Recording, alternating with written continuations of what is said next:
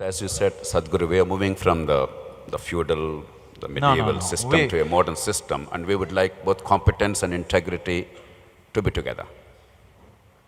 You asked for a And that's a practical reasonable solution. aspiration. You asked for a practical solution, not an ethical answer. Now, we must understand the leadership as a whole in the last 200 years there has been a metamorphosis. A few centuries ago, religious leadership was the most powerful leadership. Even if a king was in place, religious leaders controlled him. After some time, his power went away and the military leadership took over. We suffered the dogmatism of religious leadership and came down to the tyranny of the military leadership. Then we have moved on in the last 150 years on this planet to the confoundedness of the democratic leadership. A simple decision that one man can make, 540 people sit together and they can't make a decision in 10,000 years. What the country needs, everybody knows, but they can't take a decision because to make 540 people agree to one idea is going to take a long time. By the time you take a decision, is irrelevant most of the time. So I'm not talking about pessimism, I'm saying this confoundedness is there across the planet and nations and planet is suffering for this. Whether it's ecological loss or many things, human rights and things, you can't take any decision because various interest groups and things keep pulling and pushing. Now one thing is happening, that is now leadership is moving into the hands of economic leaders or the business leaders. In the next 15 to 20 years, you will see economic leadership will become far more important than political leadership. We are heading there, clearly. Even now, it is already very much there. In many countries, it's the businesses which decide what the politicians should do. We have done a different kind of job. We have an economist as a prime minister. The fact is, he's not a politician because he can never get elected. He's never been elected. So we are not following democracy because democracy happens by election. Right now we are running the nation by selection.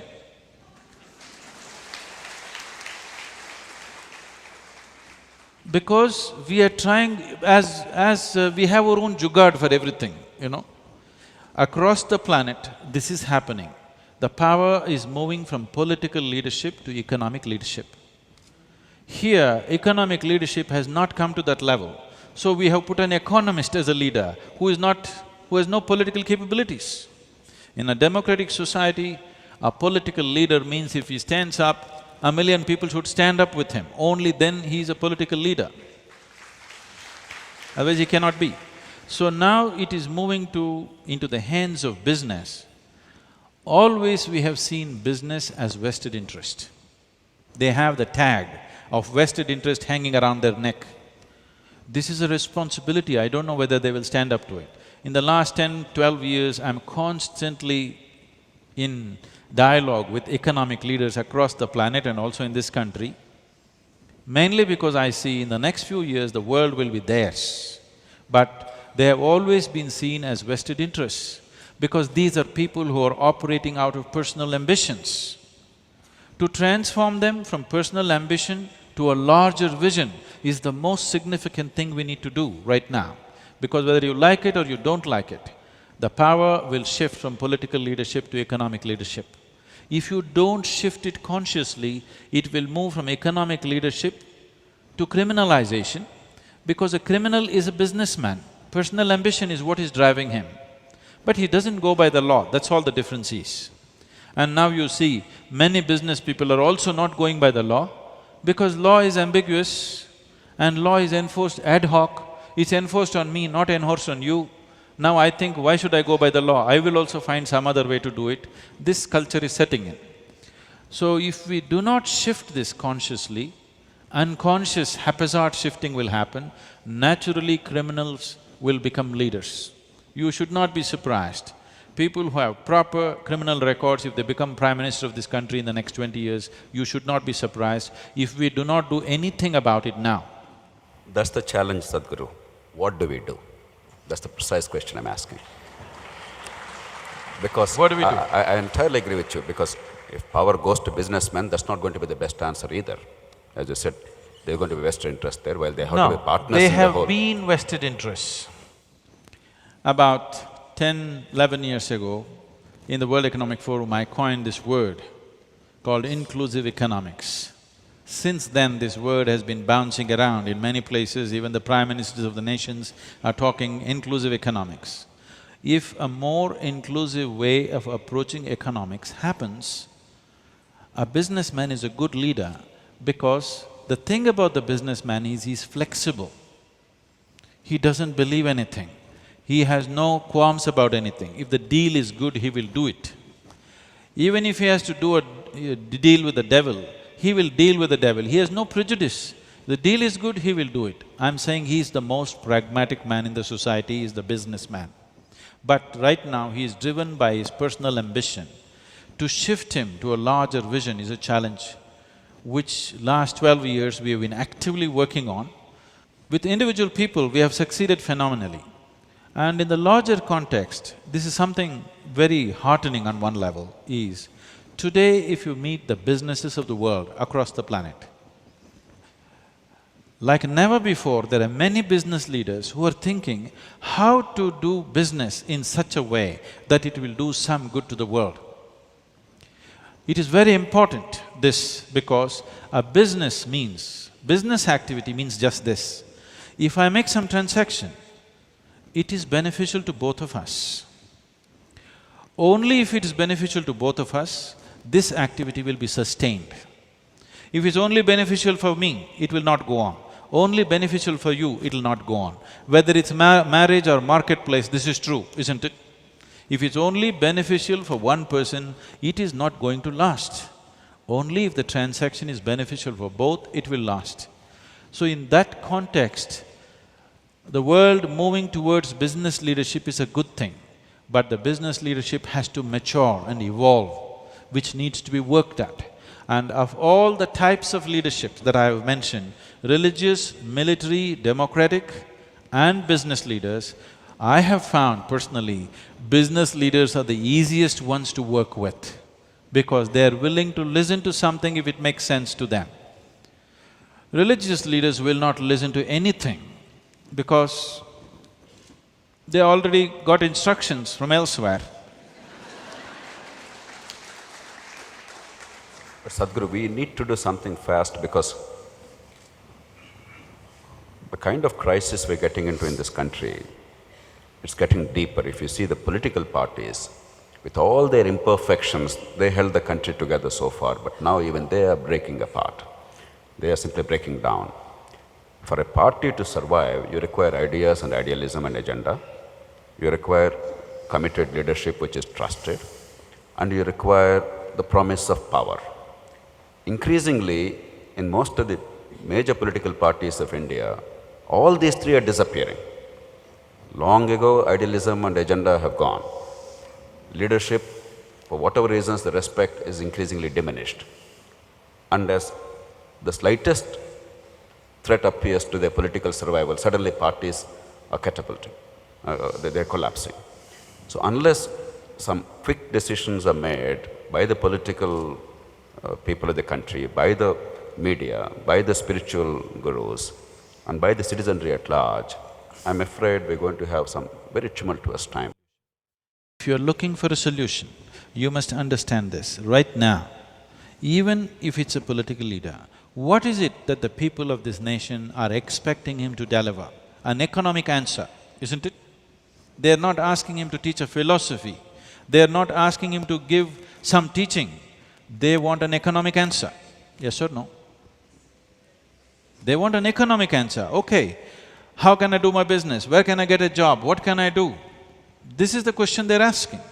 So when this is the question they're asking, the leadership should have the necessary business, capabilities. The leadership in India has no clue what's business, you understand? They are still think they are law enforcers. Yes, they are on one level. Yes, they are policymakers on another level, but they have no clue how to do business. It's very, very important that we strengthen the business leadership and put proper laws At least first thing, if we cannot, rehaul or overhaul all the laws in the country, at least the economic rules. What are the ways you can do business, what are the ways you cannot do business in this country? These laws must be drawn up immediately, immediately. Every day you postpone, the well-being of the country is being postponed by years and decades. So, if you make this and encourage people, because in 1996 in India, only 3% of the population was employed, 97% was self-employed. So, we are essentially entrepreneurs. 97% of the population survive without jobs. We are great entrepreneurs, but we are only selling chikkadkai, half a kilogram of chikkadkai. This is our enterprise. And we spend a whole day, one person will spend a whole day selling half a kilogram of chikkadkai. But do not underestimate this half a kilogram, because to sell this half a kilogram, he understands where he should stand, what he should say, what is the current politics, what is the latest cinema, he knows everything and he quotes things and he markets his chikkadkai. Yes or no? So I'm saying there is this capability in the country, but we are trying to module now an economic model. For whatever reasons, I'm not going into the philosophy of it, the communistic way of existence, the socialist way of existence has collapsed. As an ideal, it's a fantastic thing. That everybody lives by his need, not by his greed, is a fantastic idea. But it did not work. So now we have chosen a market economy. Once you have market economy, you must understand that greed is good. If people don't have hunger, ambition, market economy will collapse. Our problem right now in this country is, we say this is a market economy. If somebody does well, we'll say, see, he's so greedy. This is not going to work. Somebody wants to gold paint himself and walk on the street. For me personally, it may be vulgar, but he likes to gold paint himself and walk on the street, that's his problem. But that is allowed in a market economy. Do you understand? We try to control these morals, now you kill the ambition. If you kill the ambition, you kill the market. So we must decide, are we going for market economy or are we going for socialist way of living? If we take steps in market, there is no time or no opportunity to look back and say, oh, that would be nice. There's no such thing. Both the systems have their problems. Greed is not the good way to structure a society, but right now the whole world is being structured that way. The only way you can make greed productive is proper economic laws and unbridled opportunity for people to do business. For that, we need a businessman leading the nation. Sadhguru, in your interactions with the business leaders, have you seen the inclination to accept this responsibility, to take up this challenge, to risk failure, and to do whatever it takes? In a very big way right now in the world. Well, that's very good news. Internationally, it is very true. But in India? In the country, because my not universe so much. now is India at this point of time. No, that is the thing. Once you're ruled by business, national boundaries become irrelevant. This happened in 2007 or 8. I was at Davos. This is Pakistani breakfast. General Musharraf was speaking. The hall was packed. Everybody wanted to hear what he's going to talk. I also got invited, I went. And he spoke and spoke and spoke. People are looking at, these are all business people, they're looking at, okay, what are your economic policies? Can we do business in your country or no? That's all they want to know. But this man went on saying how he knows how he is a great leader and how his leadership did this and that, and he was giving leadership lessons to everybody. Every one of them is a leader by himself. But he was giving leadership lessons, and the whole time, 2-hour time, he spent 1.5 hours. And then there was no time left. So he said only one question. This was supposed to be an interactive session, but he did all the talking. Then I raised my hand, because I had already met him previously. He said, okay, you. So I stood up and asked him, see, right now India and Pakistan, both of them We are actually not developed countries. We like to call ourselves developing because we're developing for too long. Forever if you're developing, you're not a developing country, okay? If you're developing somewhere, you must become developed. I said this is happening for too long. The reason is, one major reason is, both the nations are spending enormous amount of money on this defense and nonsense. If India and Pakistan had known these issues, both the countries probably would have prospered by now. But somehow we couldn't keep that nonsense down, we fought all these years. Just 3 wars are not the thing. Preparing for the war is a horribly expensive process. I said, see, you don't expect the religious leaders in your country and our country to come to any agreement. It's waste of time doing all these interfaith meetings and things. Anyway, they will pretend and go home and they will preach their own thing, okay?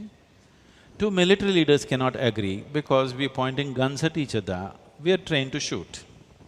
Political leaders cannot agree because that'll make them lose elections. But a business person has no issue.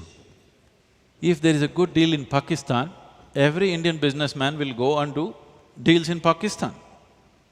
If there is a bridge to be built, for a $1 million bridge, they're offering $2 million, half of Hyderabad will go there. So I said, see, the first thing is, let's open up the business. If you open up the business, if daily transactions are happening, my people are on that side, your people on this side, my money there, your money here, I wouldn't want to bomb your country, you wouldn't want to bomb my country. Gladly that's beginning to happen now, this transaction business relationship in India and Pakistan. Because national borders will go away, that is very important. On the longer run, it is very important national borders get diluted. That is when armies will come down. That is when the potential of fighting on the planet will go down. That is when development will happen indiscriminately, according to capability, not according to national identity, isn't it? So this transaction should happen. And just previous day he was talking about how he's for peace and how he's looking for this and that, looking for support and money, but he forgot all that and he burst out. He said, how can we do business? You know, my dear friend, somebody mentioned name, he died in my arms in the war. I named my son after him because of that. We have spilled blood, we have lost people. How can we do business? We cannot do business. International press was amazed that this man just came out and said, we cannot do business with each other, being the head of a nation. But if we started doing business, don't do any of these… all these parlays which are very expensive, politicians meeting, anyway it's a foregone conclusion, it's not going to go anywhere. Do business, as much business as possible. You will see people will forget who the hell is a Pakistani, who's an Indian.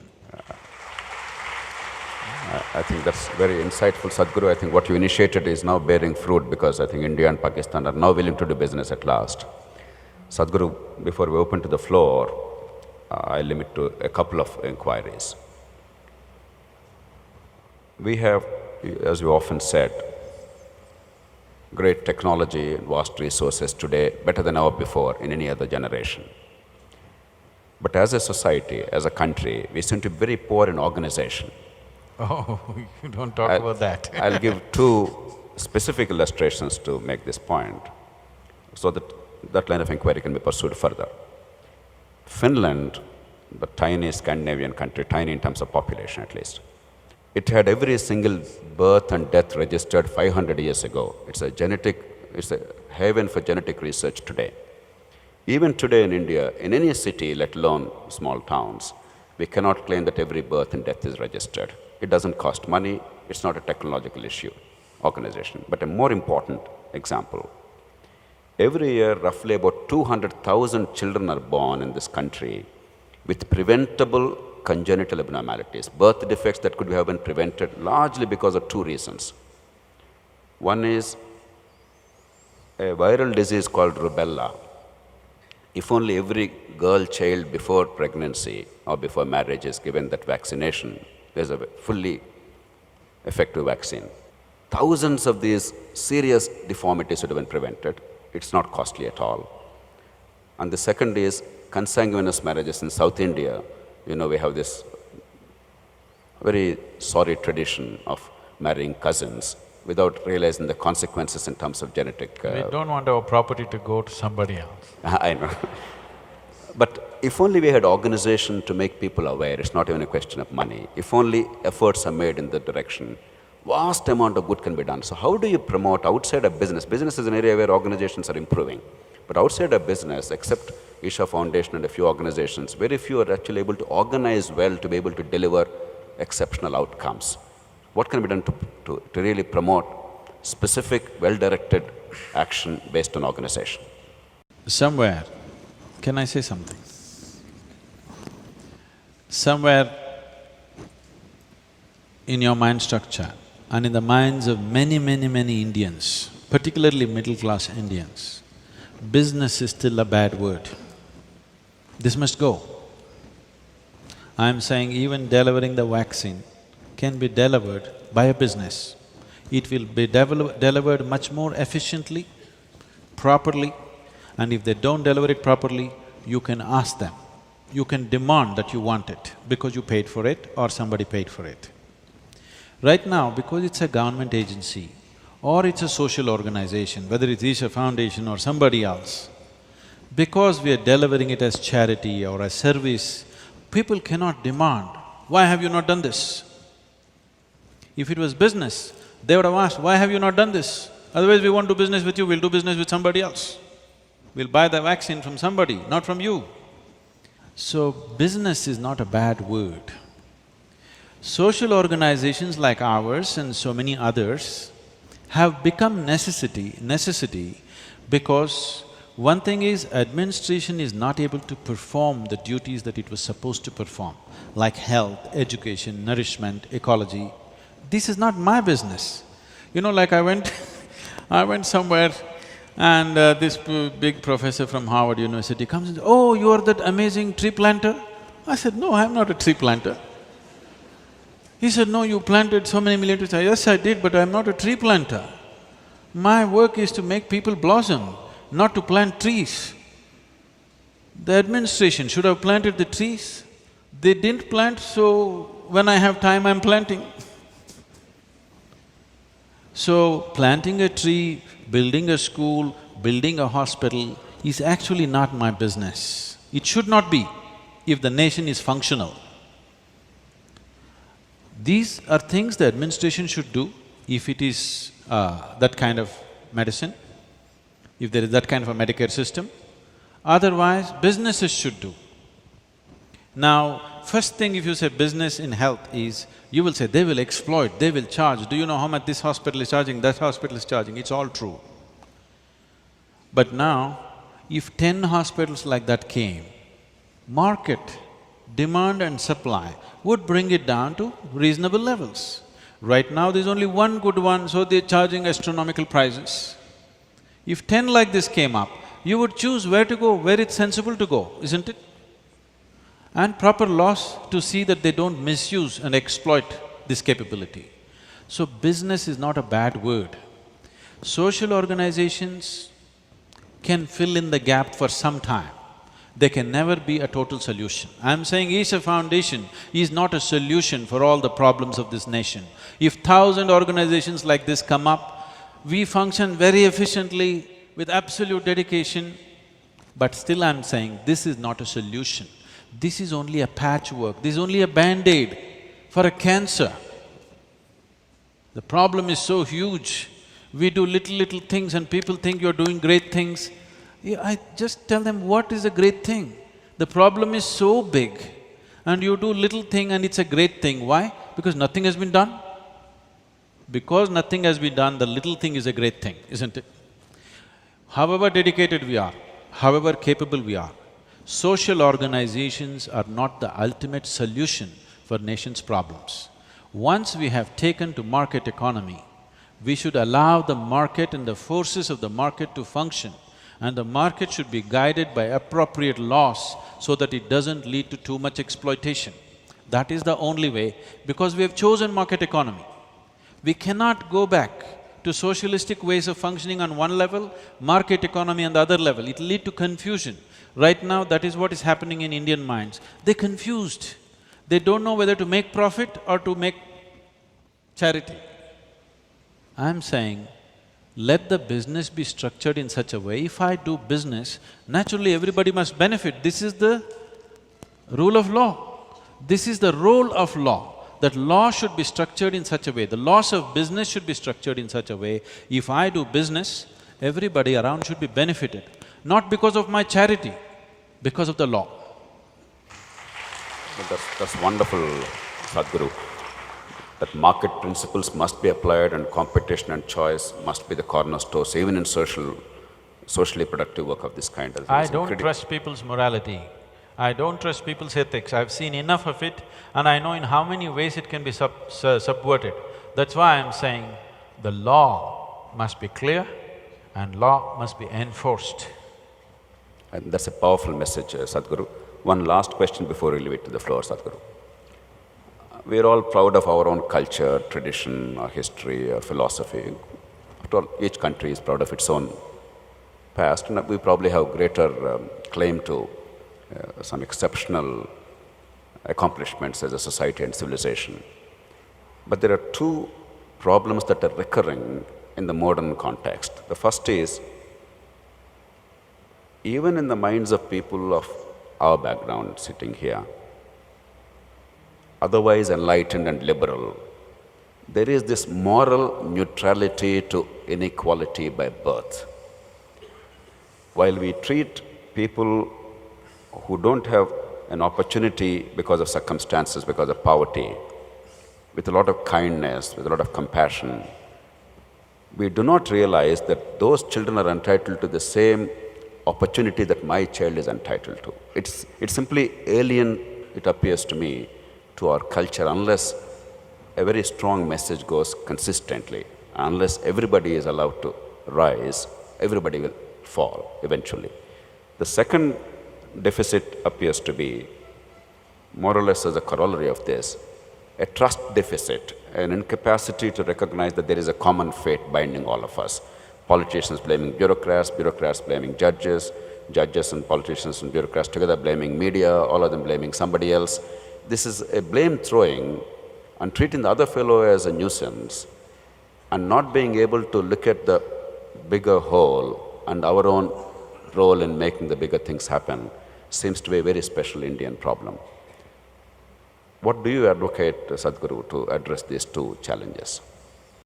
See, we need to understand India. The problem is, we are trying to look at India through a Western education window. Right now, all the educated Indians, somewhere there is one window of Western education, the rest of it is total chaos. And we like chaos. We are a colorful mess. As long as you're not trying to work with somebody, Indians are fine. Because everybody is a genius by himself. But you can't organize a genius and get results. By themselves they're good. You try to put them together, there's a big problem. So what India is why it is like this is, I already mentioned this in passing. One thing is, India does not have beliefs and India has never had moral code. See, every other nation has strict moral code, people feel guilty about certain things. An Indian can just do just about anything very happily. Do you understand? I've had the misfortune of sometimes closely interacting with some very famously corrupt people right now in the country. When I really looked at them closely, what I saw was, they did not even think they're doing something wrong. So your ideas of morality, ethics, they're shocked that you're saying, you're complaining, after all I become a minister, shouldn't I make some money? What are you talking? I'm saying they're not even… they're surprised that you people are complaining because India has never had a moral code, but still people remained in a certain way because there was a spiritual ethos. People told you, everything is your karma, whatever you do, there will be a consequence. And people stirred up certain other dimensions within you. Every generation had people who would stir up this possibility of consciousness within you. We operated out of continuous stirring up of consciousness, never morality. Now we have come to a place where in the last few hundred years or few generations, nobody has come, I won't say nobody, not enough people have come to stir up consciousness. And consciousness has gone low, no morality, we are between the two cultures, we are falling in the gap. We have lost our way of keeping ourselves in check, but we still cannot take on Western way of strict morality. And we are falling in the gap in between, that's where we are. See, right now, it's seriously happening like you said yesterday's election results and everywhere else, whether it's Bengal or UP or Tamil Nadu or wherever else. Gradually in India, there is no party which you can call as national party, all regional parties. As regional parties becoming more and more powerful and they sweep the state and national parties are completely routed, I'm not trying to pitch for them because there is nothing to defend them, okay? But whichever way, whatever they may be, for the long-term interest of the nation, it's very important two or three national parties must become strong. Otherwise, after 25 to 50 years, we will wonder, why are we one nation? Suddenly one chief minister will become prime minister. A chief minister who is chief minister for 10 years and frustrated with his chief ministership wants to become a prime minister. When he sees there is no other way to become a prime minister there, he will become a prime minister here. Yes. And already some serious attempts in this direction have been made in the past in certain states. If we value India as a nation, it's very important that we must strengthen the national parties. How to join these parties? Both are a mess. That is a real problem, what to do. But what we need to understand is, there is people, there are parties, and there is administration. In Indian mind, these three things are distinctly separate. This distinction should go. There is no people, party and administration. There is people, people and people. This is what a democracy means. People who are sitting here in this chair, tomorrow could be walking the street campaigning for a party, day after tomorrow they could be in that chair. This is what democracy means, that you are here today, tomorrow you could be there. So this distinction has to go. These are all easier said than done, to remove these distinctions, to make people understand, because how many people can you even talk to in this country? Because you know only 2 languages. Yes? Maybe I know 3 languages, but how many people will you speak? There are 16, 24 languages in the country. Who are you going to speak, who are you going to leave out? So there are these issues, but it is very, very important. However corrupt, however nonsensical, however rubbish it is important to strengthen 2 or 3 national parties, otherwise there will be no India after 50 years, there will be many countries. Sadhguru, I actually entirely agree with you, and Loksatta and I have been always articulating the need to strengthen national parties. The tragedy is they are their worst enemies. So we do require to transform politics. That's why I was so repeatedly impleading that I don't unless blame you we at find all. an answer… I wouldn't like to join any national party because we know what's happening and the way it's conducted. So how do but that is the reality of our nation. But unless we transform them, unless… that's the reason why I'm pushing this today, unless the pressure comes from the spiritual gurus, from the civil society, from media, that the need of the hour is not merely replacing one with the other, but actual transformation of the nature of politics and building a framework for the unity of India. I entirely agree with you. So I'm privately, not publicly, not announcing to people, whatever it… giving them that privacy. Privately, we are slowly trying to transform many political leaders in the country. We have successfully worked with a few people, others are slowly coming in. But it's still a long process, it's not something that will happen overnight. And India, a country like India cannot be turned around overnight. If we work as a generation of people, maybe we'll leave a little better country for the next generation. That's where we need to look at.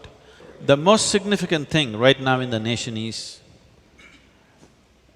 people have come to a place where they're willing to give up their caste, creed, ideology, everything for economic well-being. This may be described as greed by certain people. I see it as a possibility. There is only one ethos, everybody wants to do economically well. This is an opportunity to transform the nation. When they're economically down, you ask them to leave their religion and come beyond that. You ask them to leave their caste and creed and come beyond that, they will not come because that net is a security. Belonging to a certain caste, belonging to a certain religion, belonging to a certain community has been their security for centuries, for thousands of years. Suddenly you ask them to come out, they won't come. Only if you throw up a big opportunity and a dream out there, people will crawl out of those nets, risking their life. So economic opportunity is the most important thing right now. Personally, it leaves distaste in my mouth to go on talking and pitching for economic possibilities because that's not going to transform human life.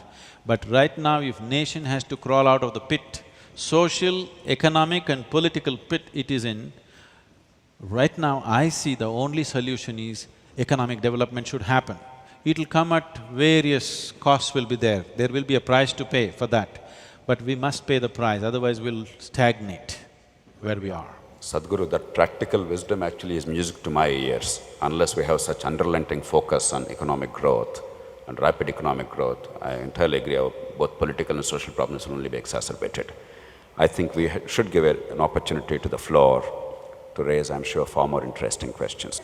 How do we find this balance, the balance between this base need and this high need of spirituality? Because I think that we are in the middle, and what we want is an ease in life in this democracy so that we can all become seekers and concentrate on seeking as opposed to concentrating on surviving.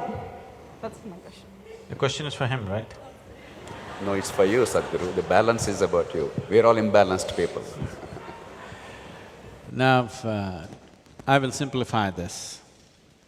How do I bring a balance between… Right now I am hungry, I am.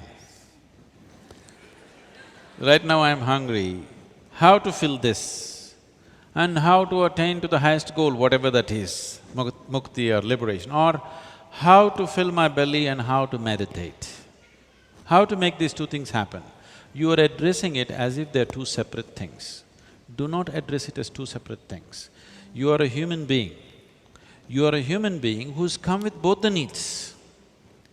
But when you're hungry, if I ask you to meditate, you are not going to meditate. Will you? And I will not ask you to meditate, because I think when a man is hungry, asking him to meditate is vulgar. It's an obscenity. When somebody is hungry, you talk to him about mukti, I think it's obscene. I will not do such a thing.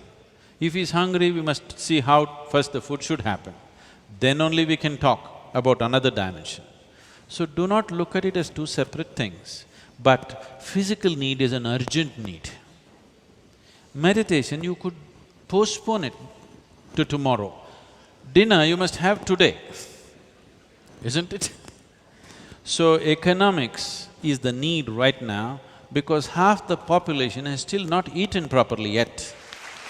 You can talk meditation only to those who have eaten well, not to those who have not eaten well. We don't do such things. That is why Isha has a spiritual aspect and a social aspect. I don't like to do the social thing. If the administration had taken care of all the social needs, I would like to do just the spiritual part. But if I do just the spiritual part, I will leave out half the population. So I am doing the social thing with them. So do not separate it.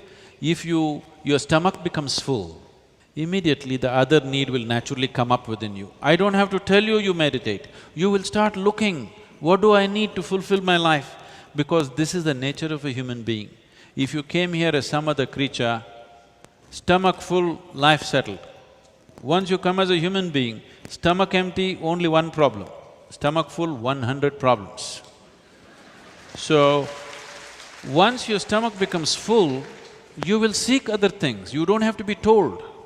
You will seek anyway. Then other things will come anyway. That's why we are talking so much about economics right now. I think there is a hint from Sadhguru that we should wind up because he's hungry. Who is next? No. Who is next? Yes, this young man. In politics, you said you require a business outlook leaders. That perhaps it means like instead of people who share 100 rupees, you want people to make 100 to 1,000 rupees and share 500 rupees. That's what. No, I'm not talking about sharing. See, he said, politicians have spent some 500 crores something. I said, no, they have invested. So, but the problem is, it is a business, but it's an illegal business. There is no law monitoring it rigidly enough to make it a legal business. Now in the United States of America, right now, Barack Obama and Mitt Romney are going around the country raising millions of dollars for their election. But it's a legal business. If he takes $1 more illegally, he'll go to prison. We just have to do that, isn't it? Right, Guru. Coming to my question, it's like there's been this bipole elections. I went to the campaign because motivated. You must arrive at the question quickly. Yeah, because Not because I am hungry, because so many hands are going up. there has to be a background formed for the question because otherwise it's difficult to understand. No, we are capable of understanding the context.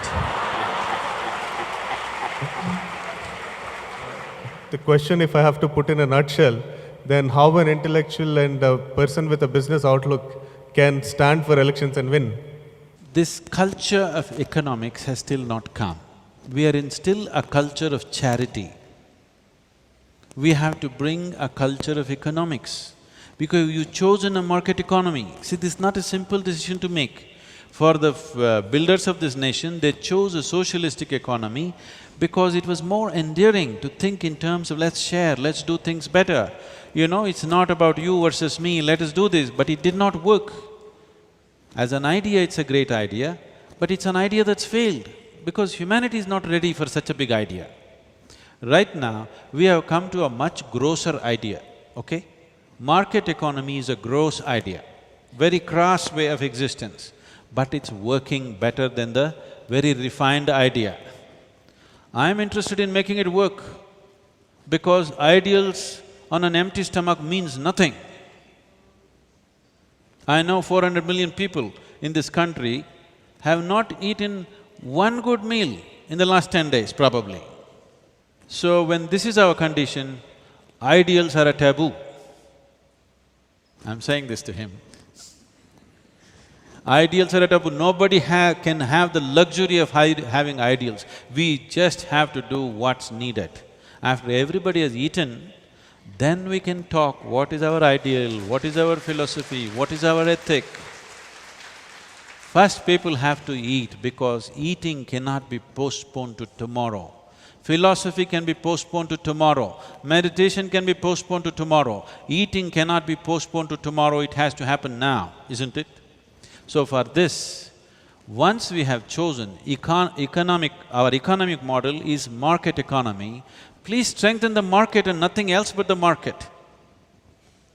People tell me, what is this? You say you're a spiritual leader, but you're charging for this. I said, I will charge. Somebody who comes who cannot pay, I will do something else. But I want you to understand, if you want something delivered, it costs. Whether you pay for it or somebody else pays for it, it costs. You've gotten used to somebody else paying for it, that is why you don't know how to make use of anything that's offered to you. If you were paying for it, you would make use of it well, isn't it? Yes or no? Right now, rice is free, dal is free, television is free, gas is free. You think you will destroy the work culture of this nation completely. In Tamil Nadu today, so many things are free, essentially for election reasons and populistic democracy that we are doing right now. Yes, when somebody doesn't have anything, you give him something, it's great. But instead of giving something, even if it causes suffering, if you create opportunities where everybody could make money and have the necessary power to buy it, it would be better. Because today, this started from Andhra Pradesh, that's why I'm telling you. Rice came at 1 rupee. A 10 rupee rice, if you give it at 1 rupee, who is paying the 9 rupees? Who's asking this question? I'm saying you have chosen a market economy, you cannot do this. It may sound cruel, but there are poor people.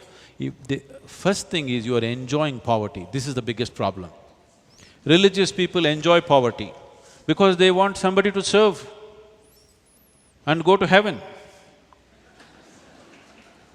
Now, businessman does not enjoy poverty, he wants everybody to have purchasing power because otherwise he cannot run his business.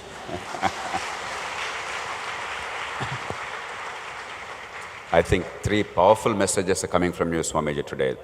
The first order of priority is rule of law, enforcement of rules and laws and public order. The second order of priority is unity of India. Third is economic growth at any cost.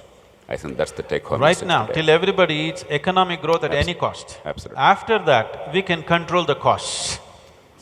I am proud to say I voted for Lok Satta. Before I pose this question, I wanted to say this.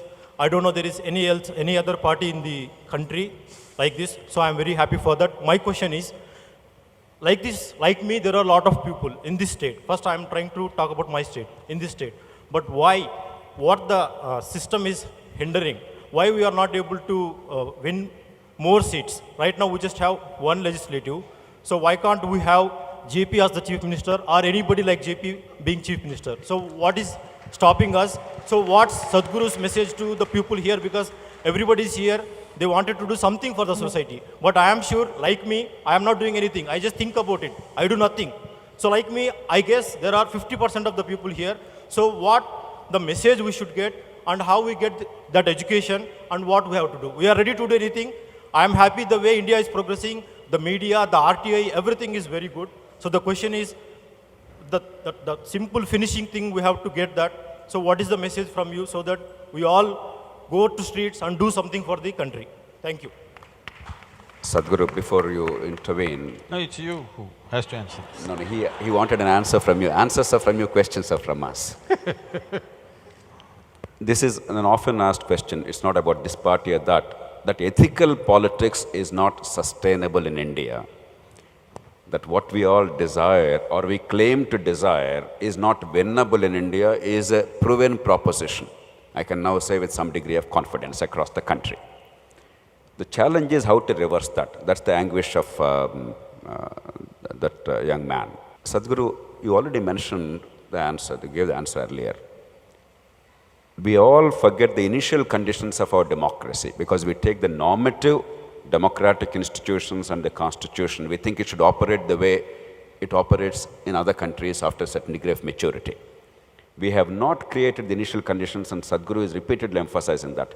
Even today, the voters have no notion that they are electing a representative. They think they're electing a monarch, and once elected, he somehow will deliver. We don't care how. No rules, no laws, no procedure, get it done somehow or other. And that's not merely the failing of the poor people. It is the failing of our class, Sadhguru. It is the failing of the middle classes, it's the failing of the educated. That's the general perception. The second is, Sadhguru, we created an impossible situation where nothing happens without somebody's intervention. And there is perpetual dissatisfaction because even if the elected person wants to deliver, he cannot fulfill the expectations. And therefore, money has become the currency of vote getting. And now in the competition to get the votes, in our kind of electoral system, where one vote more means you win, one vote less means you lose. Look at Tamil Nadu, DMK, ADMK, how they alternate so dramatically. There is a desperation and a competitive pressure to buy the votes. And that's why today you see in some constituencies, a candidate spending 20 to 30 crores in an assembly election. And that's the reason why I have been arguing for… You're not getting it. Investing. Okay. Yes, Sadhguru, you're right. Investing as a business proposition. He is not throwing it away, he is investing. Absolutely, absolutely. A straightforward business proposition, in anticipation of multiple returns. There's no question about it. There are two things, and that's the reason why I was urging Sadhguru to take up this issue. One is we have to bring what is the definition of the community is a challenge, but whatever it means, localize power so that citizens are empowered and they understand the limitations of power. Today, because they have no power, they have no responsibility either. Localize power and make them masters of their own resources, but hold a danda so that things don't go beyond a point. And the second is a bigger thing at the national level. Unless we push the political parties, the big national parties, Sadhguru, in the large states of India, UP, Bihar, Bengal, now Andhra Pradesh, Maharashtra, Tamil Nadu, the 6 largest states of India, the 2 grand national parties of this country are more or less decimated. Andhra Pradesh, now it's pretty close to that. The other party was never there. In Maharashtra, both are playing second fiddle. Elsewhere, they are not a factor, which is a unique feature. We are thinking it's normal, it's absolutely unnatural. These parties, once they fall below a certain threshold, they're disappearing in state after state. With the recent fragmentation, this will only get worse.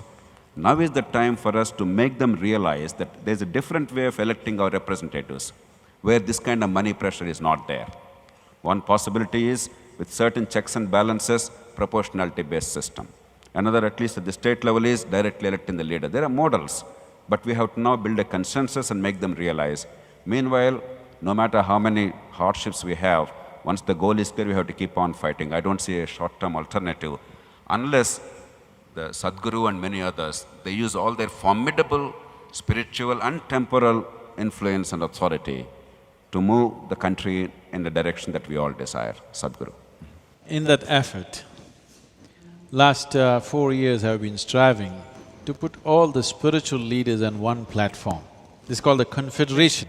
It's even tougher than NGO leaders, I thought, getting them together and Confederation of indigenous spiritual movements. We're calling it as Guru Sangamam, putting all the gurus together. I don't want to talk to you about my experience, okay? But we have managed for the first time this year, in the month of April, 123 gurus, prominent ones, we all met. The last 4 years, I've been trying to educate them. We can simply meet without an agenda. There is no need. What is the agenda? What shall we do? Shall we take Padayatra? Shall we fast? Shall we eat? This is the question. I said, no, we will just be together, maybe share a lunch, just be together. Just because each one of you, each one of us have millions of people. Just coming together is a major event. Let's come together, the power of being together, you're not understanding. So we are doing that, but that is still a long way to become a force by itself, as a guiding force, because each one of them will tend to take or jump to some party or the other. I'm trying to keep them away from any party. Let it just be a few things that needs to happen in the nation rather than pitching this party or that party, because once again the same thing will happen. But for you, a man of your integrity, you must jump into a party which you think is of a lesser evil, but evil. Whichever is a lesser evil, you must jump into that, because this young man, he feels proud, I have voted for Lok Satta. But his pride is just empty pride, which will go waste, which will not build a nation. Your integrity, your ethic, your moral, your intentions, your intellect, wanting to do something, all this will go waste unless you have the legs and the hands to do it. It should not go waste. It should not go waste, because I want you to understand this. In Indian minds, especially in the Indian mind and very much in the American mind, people have put these capsules, okay, this is BJP, this is Congress, this is political, this is non-political, this is administration. There is no such thing in a democracy. Democracy is a continuous metamorphosis. The man who is a nobody, tomorrow morning he can be sitting in the parliament. This is the possibility and this is the beauty of democracy, You will destroy the beauty of that by getting identified with something or the other. And you will destroy the power of that by getting identified. So, if you have integrity, if you have capability, if you have competence which can make a difference for the people of this country, it's most important you get into a place where you will be most effective. Not just enjoy this satisfaction, I voted for integrity. No, you voted for integrity but against India. You vote for India. You don't vote for integrity, you don't vote for world values, you don't vote for morality, you vote for India. What's good for this country, that is what you vote for. Sadhguru, I agree with the broader point that all of us are political. Politics is not a dirty thing, and I'm glad that you're making that point as a spiritual leader. Unless we recognize that we're all in politics, you like it or not, in some form or the other, doesn't mean that you contest, doesn't mean that you're a member of a political party, doesn't mean that you aspire for power, but you actually aspire change. You must aspire for power. Because if you don't aspire for power, I understand that you have no intention of doing anything for this country. Oh, that I agree. That's even more music to my ears. But I'm now trying to push them up to a point. Why I'm speaking like this is, in Indian minds, particularly middle-class minds, people who can read newspapers and watch televisions, in these people's minds, business is a bad word, power is a bad word. No, these are not bad words. These have gotten into bad hands, that is the problem. These are good things. That's a terrific message, Sadhguru. Who has the microphone?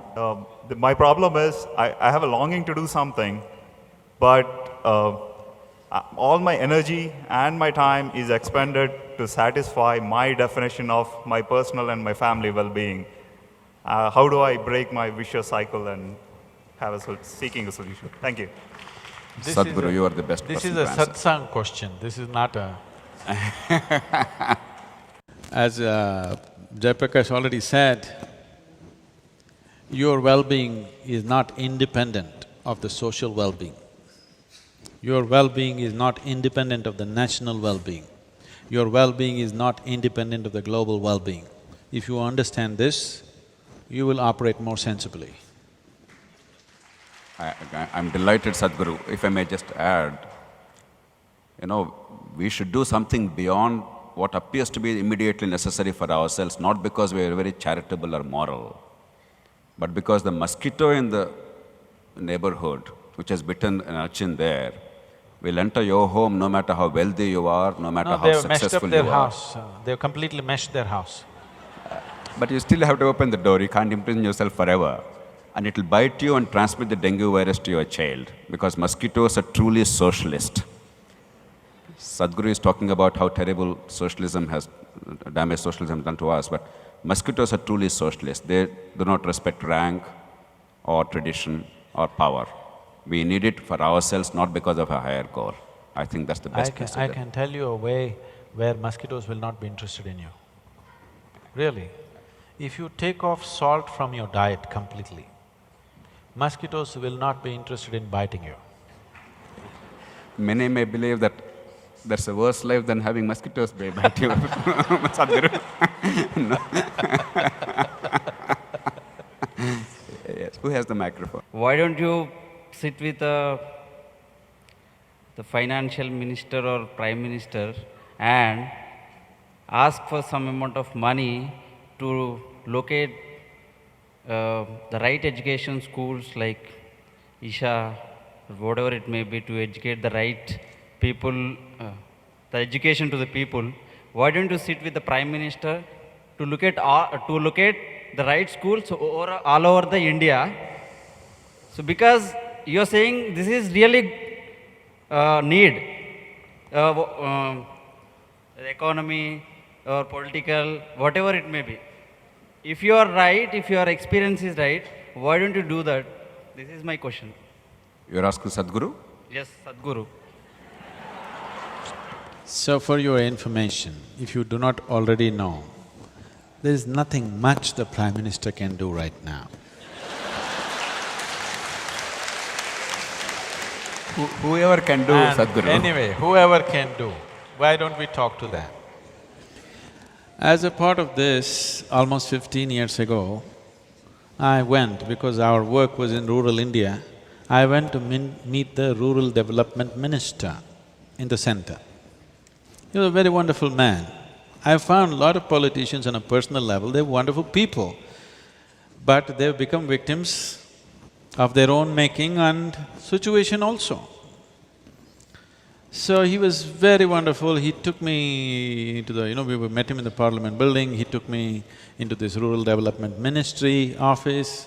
Then he told me, so enthusiastically, he told me all the schemes that they have. I sat there for 3 days looking at all the schemes that were relevant to make a difference in rural India. These are extremely well thought out schemes.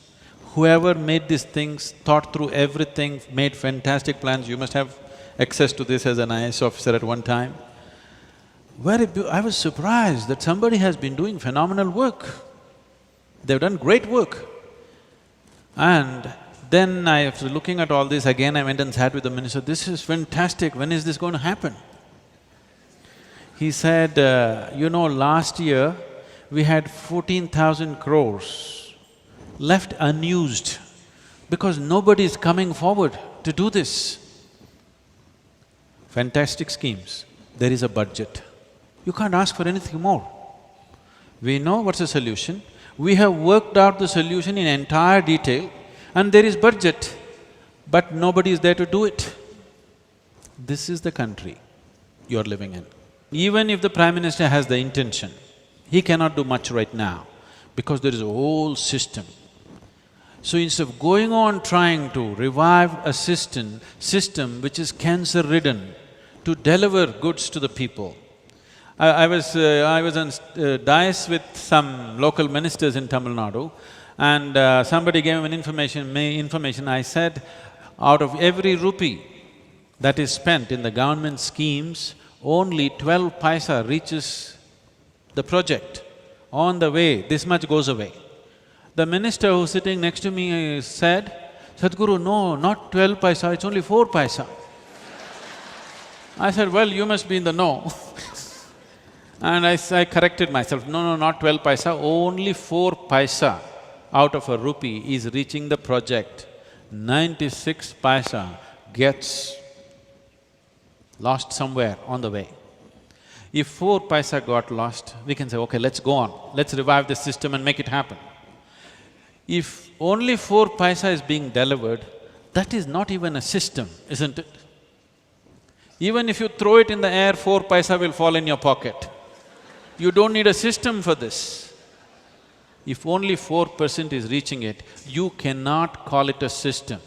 That is why I'm going on talking business is because businesses can deliver. When we say business, we are talking about a completely new system. And right now, the whole country and the world is fired up to be economically successful. This is the right time to change the things. As many things as possible, as many services as possible, including giving birth certificate, give it to private agencies, okay?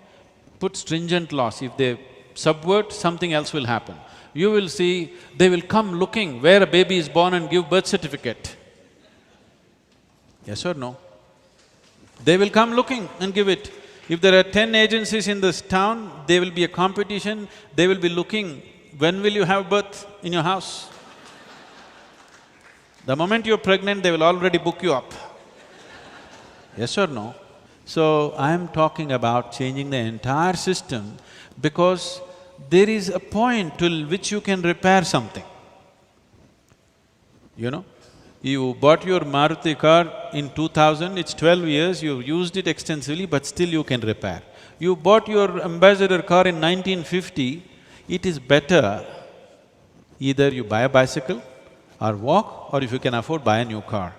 You can't go on fixing it because fixing it becomes more expensive than putting up a new system. This system that we're talking about, the economic module which we have already chosen, market economy, doesn't cost to establish the system. There is no cost to the establishment. You just have to make the laws and leave it to the people. Right from there, from that village itself, answers will come. Right now, everybody is looking to Delhi for answers, schemes and schemes. They got all the answers which can't be delivered. Sadhguru, I think we'll take the last two questions so that… We understood that there should be an economist or a businessman should be a leader, right? That is what we are trying to understand here. Now, my question is… No, I'm not only talking about a businessman becoming a leader. I'm talking about business moving into the leadership. There's a difference between the two. For example, you said, Guruji, you said that any businessman, he won't have prejudice or he might not have any morals or… I don't know. What I think is, any businessman will definitely have his own ethics and morals. He would be running his own business. No. I'm telling, I do not trust anybody's ethics and morals. Nation doesn't have the patience to check your ethics and morals. We need laws which are enforceable, 100% enforceable. This is the problem, this is a serious Indian problem, what you're saying. This is the problem. We go on talking about morality, we go on talking about charity, sharing. Leave this, it's not worked. That is socialism, it's not worked. Isn't it? It worked only when there was strong bonding in communities. Among their own castes, among their own creeds, they supported each other, they shared and they did things. That bonding is gone. Now that system will not work. Sadhguru, his question is, for everybody's hearing, can 19th century politics and 21st century economy coexist unless one of them being compromised? It is very wrong to think we are doing 19th century politics. We are doing 20th century politics. You are just having a taste of 21st century politics and it's leaving a distaste in our mouths. So this is 21st century politics. Never before anybody had ever imagined for an assembly seat, somebody is going to spend 25 crores or 50 crores is an unimaginable thing even 10 years ago. So it is purely 21st century politics, not 19th century politics. The question is, what are your views on Anna Hazare? Sadhguru, he asked you, I'll certainly give my views if they ask me, but Sadhguru, you must respond. My interest is not Anna Hazare, my interest is nation. I am not interested in Anna Hazare, I am not interested in Indira Gandhi, I am not interested in Narendra Modi, I am interested in this country. Country means people. So, I went to Hazare's meeting when he was fasting and I also spoke there and supported them in so many ways. I never see Anna Hazare as a solution. I don't. But it is very significant that somebody is playing that role of bringing that awareness, firing up the whole nation towards a cause. There is no question of the significance of his role, but at the same time we should not overplay this role. Because this Jan Lokpal, whatever we're talking about, you can pick 100 holes in it. You know, you want corruption to go, you want people's awareness to come to it, that's perfect, no question. But now, if you bring a law which supersedes every other law, you will have big problems. And how will you populate these positions which will enforce these laws? If already all the criminal procedures codes that you have is being enforced by people who are corrupt and misusing it in 1,000 different ways, how do you know tomorrow the Lokpal, where do you import them from, I'm asking? Once again, everybody will try to get into Lokpal now. Everybody is trying to get into the parliament, everybody is trying to get into the, whatever the system.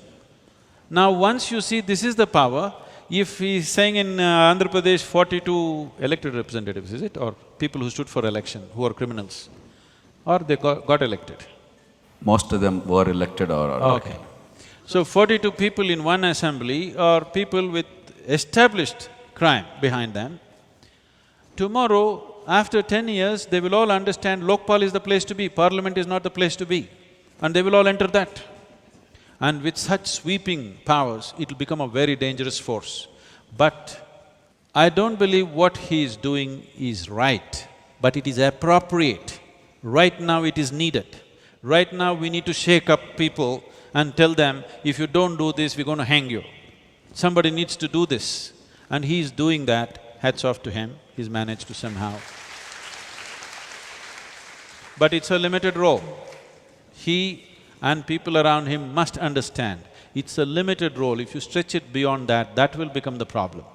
We have reached a time in our nation where the question is not about who is corrupt. The question is about who is not corrupt, unfortunately. If the question was who is corrupt, it would be easy to fix it. The question is who is not corrupt. One Jayaprakash Narayan is a shining example. It is fortunate that we are sitting with him here, but it's unfortunate, it's very unfortunate that somebody who is not corrupt is so important for us, because millions of them should have been not corrupt. But now we've brought this nation in 65 years. 65 years ago, people were willing to walk on the street and throw their lives for this nation. Today, we've brought this to a point where a man who is not corrupt is a celebrity. We have to change this. We have to make Jayaprakash Narayan an ordinary citizen of this nation. Absolutely, Sadhguru. What is the minimum requirement has now become the maximum qualification, unfortunately. You're absolutely right. Sadhguru, I think it's a wonderful blend of spiritualism with pragmatism. It's rare to find a spiritual leader give us such absolutely compelling I'm trying to logic. bring him down, he's trying to praise me. Such compelling arguments and response to real challenges of life. Thank you, Sadhguru, for that reality check. Thank you very much. We are deeply grateful to you for this interaction.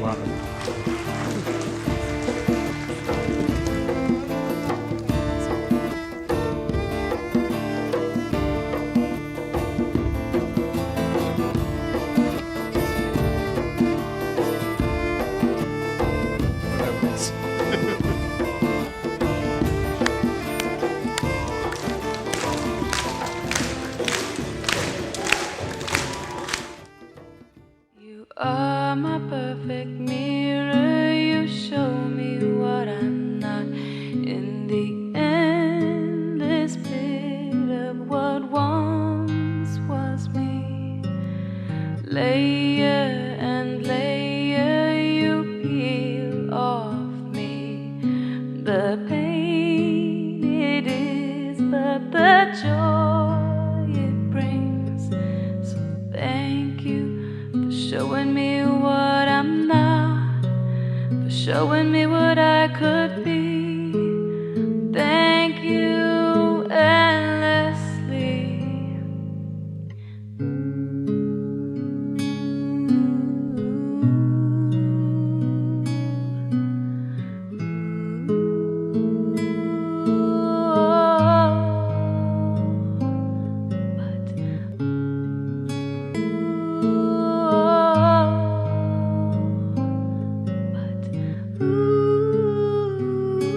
If I could only just be, you could show me all the things I would be willing enough to see.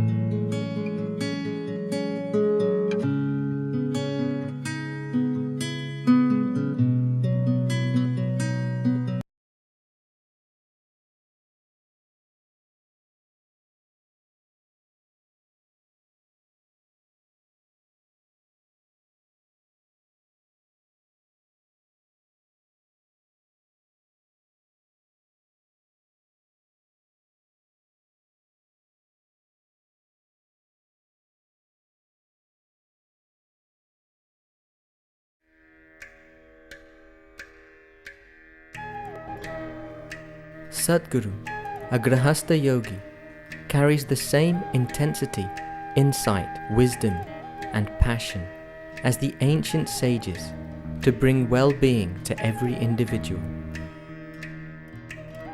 A mystic, yogi, visionary humanitarian, and poet, Sadhguru is a spiritual master with a difference. Traversing seamlessly from the ancient to the ultra-modern, he bridges the gap between the known and the unknown, enabling all those who encounter him to explore and experience the deepest dimensions of life.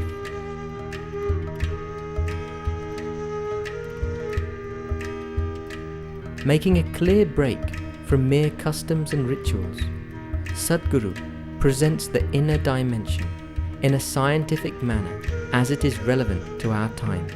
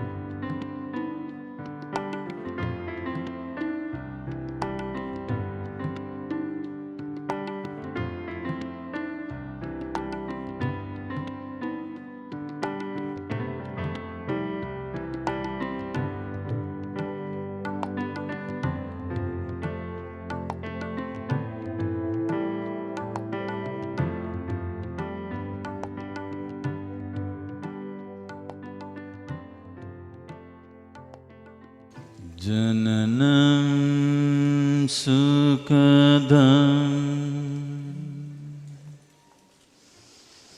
maranam karunam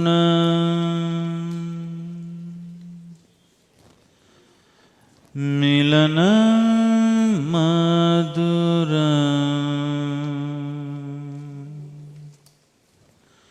smaranam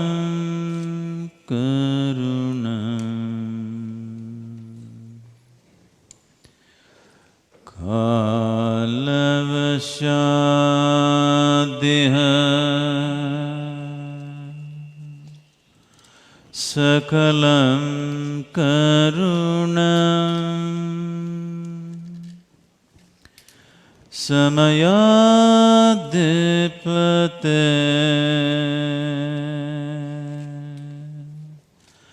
akilam karunam.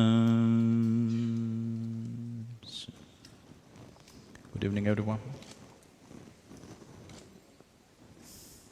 Sadhguru, it's a great opportunity and honor for me to interact with you. In many ways, there can't be a greater contrast between two individuals. At least in appearance, we are. You from a very urbane and very sophisticated background. I grew up in a village in Telugu medium. And you are in the spiritual realm. And I'm anything but spiritual, I'm in the completely temporal realm.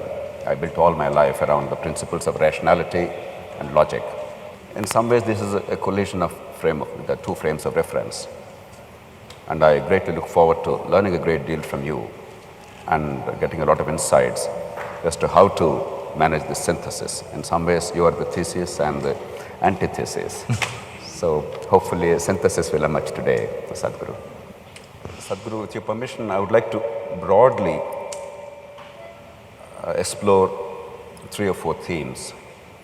The first is about what is right and what is wrong, and what is good and what is bad, and what is morality, what are taboos, and what is the role of values and the role of institutions. That's one broad subset of themes. The second is, as the blurb said, politics and corruption. You cannot escape those two things, unfortunately, in India today.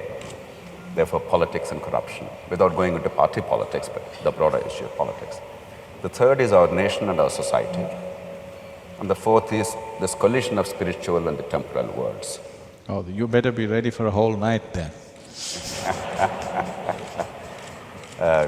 If I may start off with the first line of inquiry. When you are a person of religion, you were given certain edicts, what is good, what is bad, the 10 commandments, the do's and the don'ts. But in ordinary life, for most people, particularly in the public domain, to distinguish between good and bad seems to be increasingly difficult. I've always held that there are two realms, the individual gain, and the second is the public good. If one is clashing with the other, if my personal gain is clashing with the public good, then that is something bad. If both are in harmony, then that is something good. That seems to me to be a workable definition of what is good and bad for ordinary interaction between the citizen or individual and the community and the society. What are your thoughts on that? See, once you start a debate as to what is good and what is bad, actually in reality, this debate can go on forever without coming to a conclusion. Obviously, you have debated this within yourself and around yourself for many years, and still there's no conclusion. And believe me, people have been debating this for thousands of years, and still there is no conclusion. Why this is so is, generally, this starts from within the family, that is, people who have the authority within the family. If you really carefully look at it, essentially it boils down to this: what I do is good, what you do is bad. That extends to the society, to politics, to various things. Whoever is in a position of power, who is in a position of dominance, they may not spell it out so crudely, but in so many ways they're telling you, what I do is right, what you do is wrong. So ultimately it becomes about whoever is in a state of advantage is right, whoever is in a state of disadvantage is wrong. Well, that principle is the basis of all exploitation and all the ugliness that you see on the planet. So instead of starting a debate on what is good and what is bad, I think what we need is what is appropriate and what is inappropriate to our times, to our society, to our existence here, to our level of economics. What is right and what is appropriate and what is inappropriate. Now, if… I'm just saying for example, we are a rich nation because if you have 29 rupees per day, you are rich in this country. We are one rich nation, another rich nation is United States. So between these two, if you compare, what may be right there is not right here, because the conditions are not same. People's lives are not same, culture is not same, people's emotions are not same, people's wants, likes and dislikes are not same. So what is right there may be completely wrong here. What is right here may be completely wrong there. So within the nation, when we say a nation, we believe we are all Indians, but here everybody has an opinion of his own. It will be fanciful to think there is one person here who doesn't have an opinion of his own, who goes by Indian constitution. There's not one single person like that here. Everybody has their own opinion, their own twist of what is right and wrong, isn't it? 1.2 billion people, every one of them has their own opinions. Two people cannot agree as to what's right and wrong. So instead of looking at right and wrong, if we start looking at what is appropriate, okay, these are our conditions, this is our life, what is the most appropriate thing to do right now? Tomorrow if our conditions change, the appropriateness changes, then there will be no clashes. Constantly the clash between the previous generation and this generation, between one human being and the other human being is Your ideas of right and his ideas of right are so different. Parents and children are fighting, administration and people are fighting, management and union is fighting, simply because your ideas of good and bad are very different and it's always different. Within the family, between the husband and the wife, basic unit of the family, their ideas of right and wrong are very different. So once you enter that space, you are entering into an endless controversy, no possibility of a solution. But if you look at appropriateness of action, then we can arrive at what is the appropriate thing to do in our society, for our conditions, for our limitations. Now, Sadhguru, I hear you saying that A, the cultural ambience in which you live, that matters about the appropriateness, and B, it changes from time to time, generation to generation. In other words, people sometimes confuse taboos with morals, the changing fashions and attitudes with morals. But unless we have some kind of a yardstick which is measurable and somewhat universal in guiding our behavior and dealing with the society at large, or perhaps even in nature, how are we going to give people a yardstick other than religious edicts? That is the challenge for many agnostics, because we can't go by the 10 Commandments merely because God gave us those. We can't go by the Gita because Lord Vishnu told us so. We need a temporal yardstick. We need an institutional mechanism to be able to measure and say this is right, this is wrong, a talisman.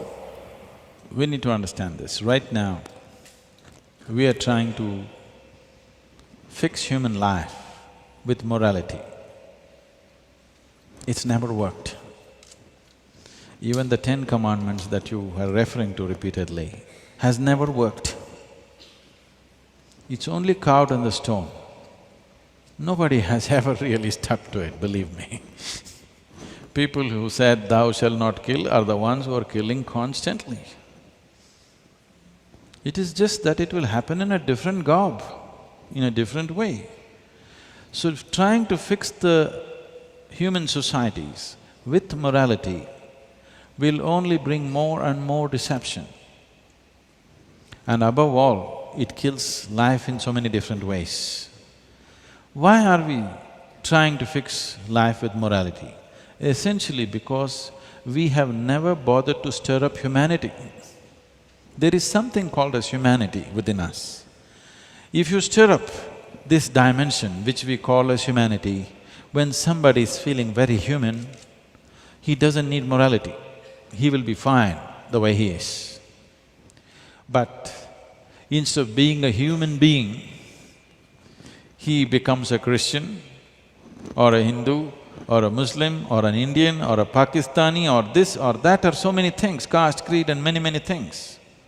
So instead of a human identity, he takes on a different identity. Now you can do most horrible things with great pride.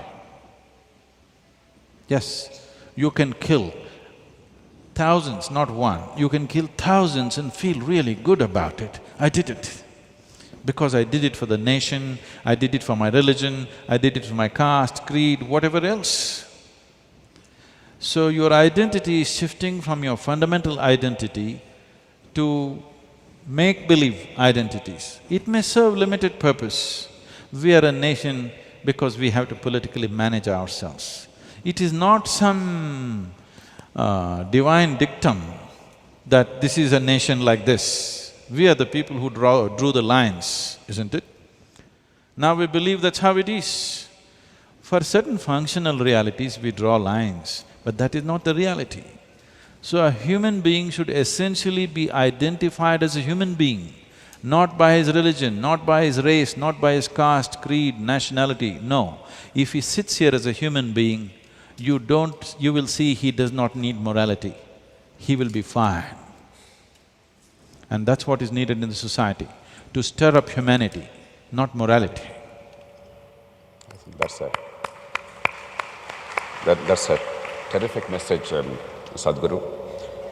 Essentially what you're advocating is that go beyond the individual, go beyond the sect and the creed and embrace humanity itself, and you will not go wrong in your actions. I'm not saying embrace humanity, I'm saying you are human, isn't it? I don't have to teach you to be human. You are human. The problem is somebody else has taught you that you are something else. Somebody else has told you you're Indian, somebody else has told you you're Hindu, somebody else has told you you're Muslim. But the reality is you're human. If you go little further, you're just a piece of life, isn't it? If you sit here as a piece of life, do you have any problem with any piece of life in the existence? If you sit here and throb as a piece of life, which is what's happening, it doesn't matter, we are talking something, whatever we may be talking, essentially, we are sitting here as throbbing as a piece of life. Rest is all made up by us, isn't it? This is the reality of existence. If you sit here as a piece of life, you instantly know that there is nothing in the existence with which you are not connected. But if you sit here as an Indian, if the person sitting next to you is P, there's problem. If you sit here as a Hindu, if the next person is M, problem. Like this it goes on, it doesn't stop there. It goes into further and further divisions and divisions and divisions. So, essential dimension of spiritual process is that you disidentify yourself with all the false identities you have taken on, and to learn to sit here just as a piece of life. If you sit here as a piece of life and throb as a piece of life, breathe as a piece of life. You know, this happened a few years ago because you mentioned this project Green, hence I'm bringing this on. When I said that we need to plant 114 million trees to get Tamil Nadu to 33% green cover, people said, Sadhguru, do you know what is 114 million? Is it possible for any human being to plant this many? See, I told them, the population of Tamil Nadu is 62 million people. If all of us plant one tree, take care of it for 2 years and plant for one more tree, what is the number? You got it. So it's not difficult, even a beggar is capable of planting one tree, isn't it? Now the problem is that they must feel for it. How do you do it? I told them, you don't worry. I went out village to village, called farmers' associations together. I told them one simple thing, just sit here. Where do you want to sit? In the sun or under the tree? Choose. You know what's the choice. Everybody sits under the tree. Now I said, see, are you breathing? Yes. I want you to understand what you exhale, the tree is inhaling. What the tree is exhaling, you are inhaling. Just sit here and feel it, it's happening. One half of your lungs is hanging out there. Your breathing equipment is not completely here. Only one half is here, one half is hanging out there. Just see the tree and breathe. It just caught like a fire.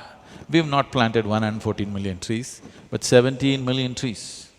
And Tamil Nadu's green cover has officially gone up by 7.2%. And we didn't give up our lives to do this. This is just one of the small things we do. This is just one aspect of our activity. We didn't give up our life to do this.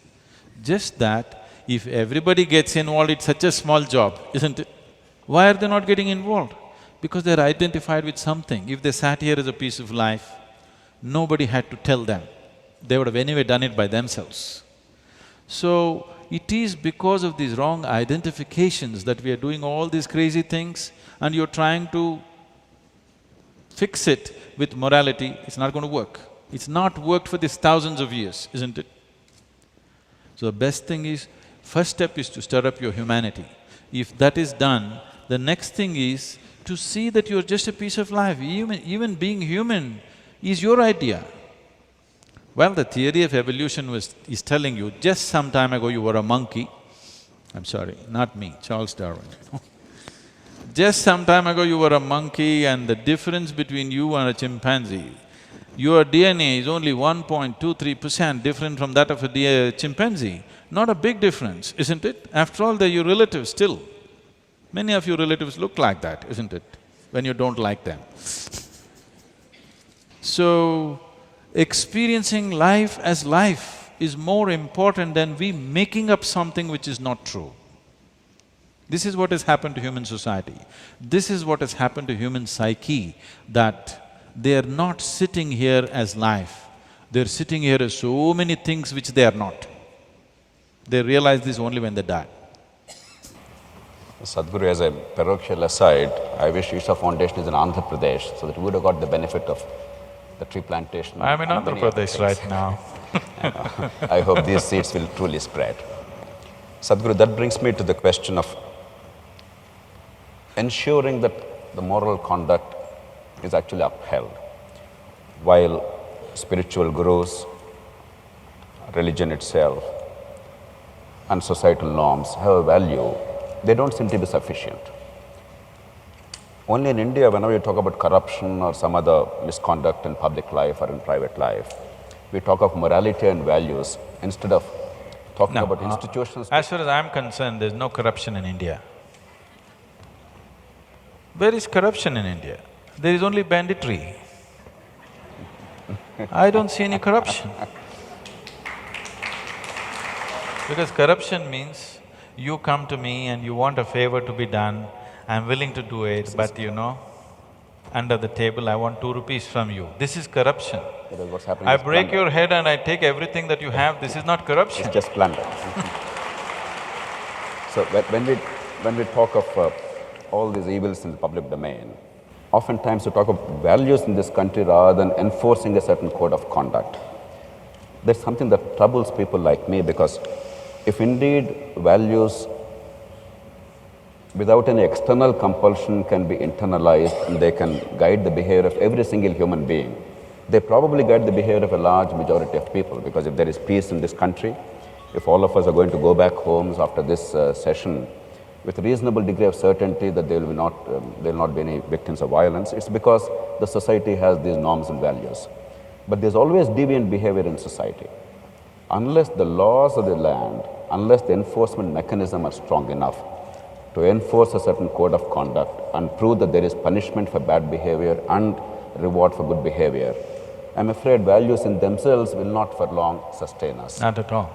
Now, this is something that we need to get from you, because overemphasis on values at the cost of institutions sometimes may actually become an excuse for doing nothing to build institutions. It's a bit like this water in the glass. The water is obviously the one that is giving life. Without that, we can't quench the thirst. But without the glass, without the container, the water is not usable. While water is what gives life, the container, the institutions are what make the life, the value usable. So my appeal to you is, A, give us your views, and if you broadly think that this is the right approach, what institutional mechanisms we need to build, in your estimate, to build higher levels of public integrity, higher levels of civic conduct? See, one important thing that India needs to do is to simplify the laws in a way that everybody understands it. Right now, it's so complex and so ambiguous, nobody really knows what it is. And because there is so much ambiguity, it creates so much gray areas, which breeds corruption endlessly. If there is no ambiguity, somebody just couldn't come and ask money out of me to do some work, isn't it? There is so much ambiguity. These laws were largely created by the English because they wanted ambiguity so that they could interpret it whichever way they want. If they want to pick you up tomorrow morning, they want to pick you up and there's a good enough reason. We have still kept the same laws, and even today it is true, the law can just come and pick you or me up now, and I don't know what I have done, but he can pick you up and they can produce something, number, whatever, criminal procedure code, some damn number that I'm not aware of, and they can say, you did this. Because it's such an ambiguous law, this is good to control foreign nations if you occupy them, not for our nation to move ahead. Too much ambiguity. To give you an example, I'm sure there are people involved in various kinds of real estate, is one of the big activities happening. If you want to… I don't know how long it takes in Andhra Pradesh, normally in Tamil Nadu it takes 12 to 14 months to get an approval for a building. Many things would have changed in 14 months' time. You may be no more interested to build in 14 months' time. You go through some 16 departments and you have to put people to follow this file every day, where it is going. And of course, there is a fixed fee, beyond the fee. All that you do, still 14 months. In the end, you have spent so much, you spend so much time, with vengeance you break the law. Understand? Just with vengeance, because you spent so much money. If you said 10,000 square feet, I want to build 15,000 square feet because anyway I paid you, what is the big deal? It comes to that. So all laws are flouted without any problem. In United States, we are building, we are building a big center. Here if you go, they have a code book, building code. Your architect anyway has to be certified. He must know the codes. Apart from that, a code book is given to you about 250 pages. You better read it. You build whatever you want, no department, no sanction. You build whatever you want. But before occupation, he will come for an inspection. If it's by the code, it's fine. If it's not by the code, your building goes down and you go in. Simple. So now the amount of government machinery that is needed just to sanction a building is cut down to just a few people rather than these various departments. If I'm a citizen of this country, why do you think I'm naturally a criminal? Why are you sanctioning what I should do, what I should not do? Just tell me this is the way to build in this country, I will build that way. If I don't, bring it down. I'm just saying as one example. You can see million examples like this in the country where laws are unnecessarily complicated and ambiguous, which is essentially breeding ground for corruption.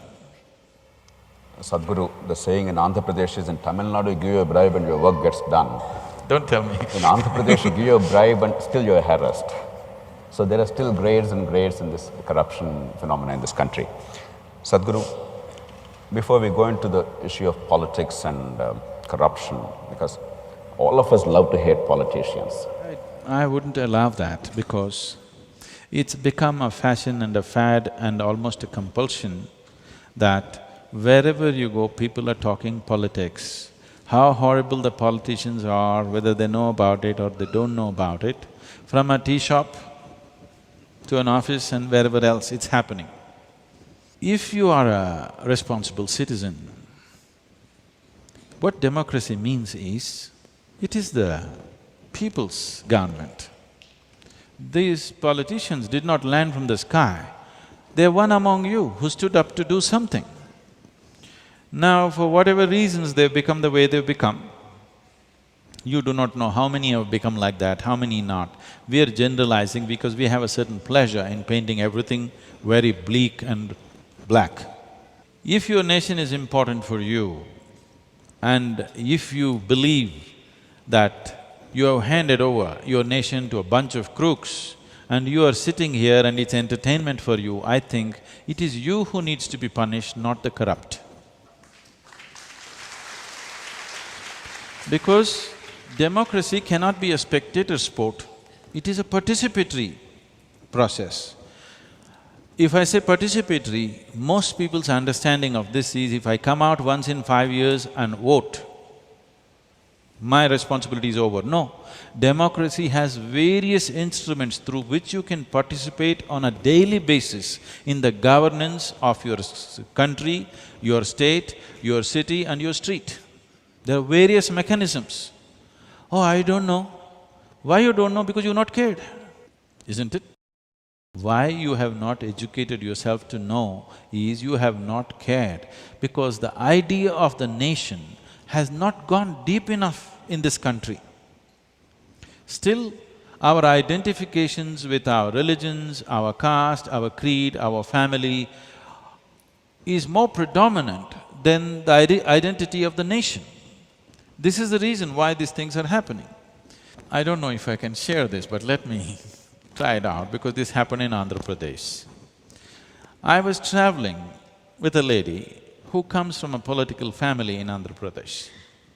I saw the way things were going on in the family and stuff, and I just joked, if you are given a choice, probably your father will break the country into 4 pieces and give it to the 4 children that he has. I was amazed and shocked, I didn't know I don't know how to articulate this expression. The person was actually genuinely said, "What is wrong with that? Our Father loves us." It's my birthright. Yes. Now, what we need to understand is, we as a nation are moving from a feudalistic existence to a democratic existence. The system has changed, but our mind has not changed. We are still feudalistic. People are complaining, not everybody. A lot of people are complaining. Their complaint is only that we didn't get the chance to be corrupt. We are at the receiving end or the giving end. They're not complaining that there is corruption. Really, I'm telling you. I have been interacting with people on all levels and I know they're not really complaining about corruption. It is just that we have to pay and they are taking. I would like to be on the other side. If you want to test it out, tomorrow morning remove all the police from Hyderabad city, just see how many people actually stop at the red light if there's no policeman. My average is 90% won't stop. Some fools like me will stop. I'm driving in Coimbatore or wherever, red light, I stop. Everybody is going zook zook next to me and they're looking at me, who's this fool? Who's blocking the traffic? You know? They're looking at me, what's wrong with you? No police. So, essentially our integrity has gone down. It is not even a question of integrity, it is just that within ourselves we are still very feudalistic. But we are trying to be democratic. So democracy in India is still in an evolutionary state, needs lot more evolution. And nobody has done to educate people as to what is democracy. Not enough work has been done. It has not been brought into our education systems. Social organizations, the government itself should have taken it up in a big way to educate people why democracy. See, the moment we vote for our religion or caste or creed or even family, if you vote, there is no democracy anymore. There is only feudalism, isn't it? Democracy will be a functional democracy only when you go and vote and you don't know who your wife voted for, who your husband voted for, and you don't want to know. Only if you have this kind of integrity, democracy will work. You tell your whole family, all of you vote for this person, this is not democracy, it's finished. I'm saying that has not been understood at all. We had a set of by-elections in Andhra Pradesh recently, in 18 assembly constituencies and 1 Lok Sabha constituency. It is widely believed that something like 400 to 500 crore rupees was spent at the very least. It's not spent, it's invested.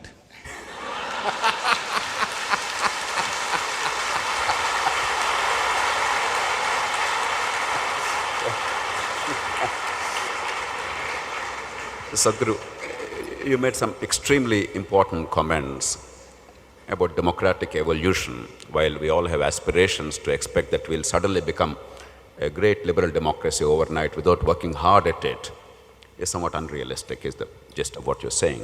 And I'm grateful for those comments because that appreciation is very critical, particularly for those of us sitting here, the middle classes who are so impatient about what's happening in the country. In that context, Sadhguru, somebody said, the best way of getting justice is rendering justice to your adversary, to your opponent. The quickest way of getting justice, because he will then understand your point of view and you will then come to an agreement which is just to both of you. Oftentimes, I think, in dealing with public affairs in this country, we have forgotten that there is this acrimony, this bitterness, not only among political parties, but also between the media and the political parties, between the public and the political parties and the governments. A lot of anger and a lot of polarization. One thing I would like you to advise us, Sadhguru. If you ask a politician, look, why are you doing what you're doing? You're a good man, you're an ethical man. He has many alibis. He'll tell you 100 reasons why he genuinely had to do what he did in order to survive in office. In other words, honest and good conduct is not conducive to survival in political office increasingly in the country. And B, in any country, even in the United States or Britain or Germany or Japan, there's always a clash between what the voters want in the short term and what the nation needs in the long term. And the politician has the difficult task of bridging these two. And he cannot survive without the voters' goodwill, and the nation cannot survive without the politician's wisdom. How do you bridge this gap, Sadhguru? They like the question. They like the question, they may not like the answer. First thing is, I would like you and everybody else to drop the word justice from their language, because there's no such thing as justice on the planet. What is justice for you will be injustice for somebody. Usually the word justice is used to enforce revenge on someone, whether it's legal revenge or illegal revenge. But whatever, if somebody does a killing, he thinks he's got what he deserved. Somebody thinks so, isn't it? That's why they do it. So let's not go by justice. Let us simplify the laws and enforce the law. Right now, nobody has any right to think about justice. We must become a law-abiding society first. After that, the luxury of justice will come. Sometimes when the law itself is cruel, we can break the law and deliver justice. Right now, the way we are in this country, there is no luxury like that. Here, law must be enforced first. Simply enforce the law. It may be unjust, but enforce it. Because without a semblance of order, there will be no luxury of justice in any society. Right now, we have no order. Where is the question of justice? Revenge will be labeled as justice. Now, how to bring this about in a society? As I said, one most important thing is to simplify the laws. And if you want to live in this country, everybody must understand the basic laws, what the laws are. Most of the people existing in this country do not know what the basic laws are. Every time you ask, they will throw their hands up. They think somebody should tell them. No, we must make it a law that if you want to live in this country, at least this many basic laws you must know. If you want to drive on the street, you must know what are the laws of the street, isn't it? Similarly, if you want to live in this country, you must know this, this and this. Not that you heard from your neighbor, not like that. Proper education, everybody knows that these are the laws. If you break it, this is the punishment. Everybody should know, isn't it? And then enforce it. It's not as simple, enforcing. Making the law itself is complex, enforcement is a super complex thing, because here comes justice in justice. So for a certain period of time, we must be willing to surrender justice and just stick to law. People who are enforcing law sometimes will enforce it in unjust ways. You must endure that. If you don't endure that, you will have a disorderly society, a lawless society. Then revenge will be the way, but we will call it justice. We will go about labeling it as justice, taking revenge on each other. Many things are happening. People are shooting each other and they think they're rendering justice because the law is not sensible. So, in making this happen, in creating an orderly society, not a just society, I want you to understand this because this is a serious sacrifice that we must be willing to make if we want to move ahead. This is a very serious sacrifice that I don't ask for justice, enforce the law on me. Whatever the law, I'll go by it. It may not be just, but I'll go by the law right now. If the law is very unjust, we can look at restructuring the law, but beyond the law, no justice. Nobody has the discretion to deliver justice. This has to be established. This one thing we have not done yet.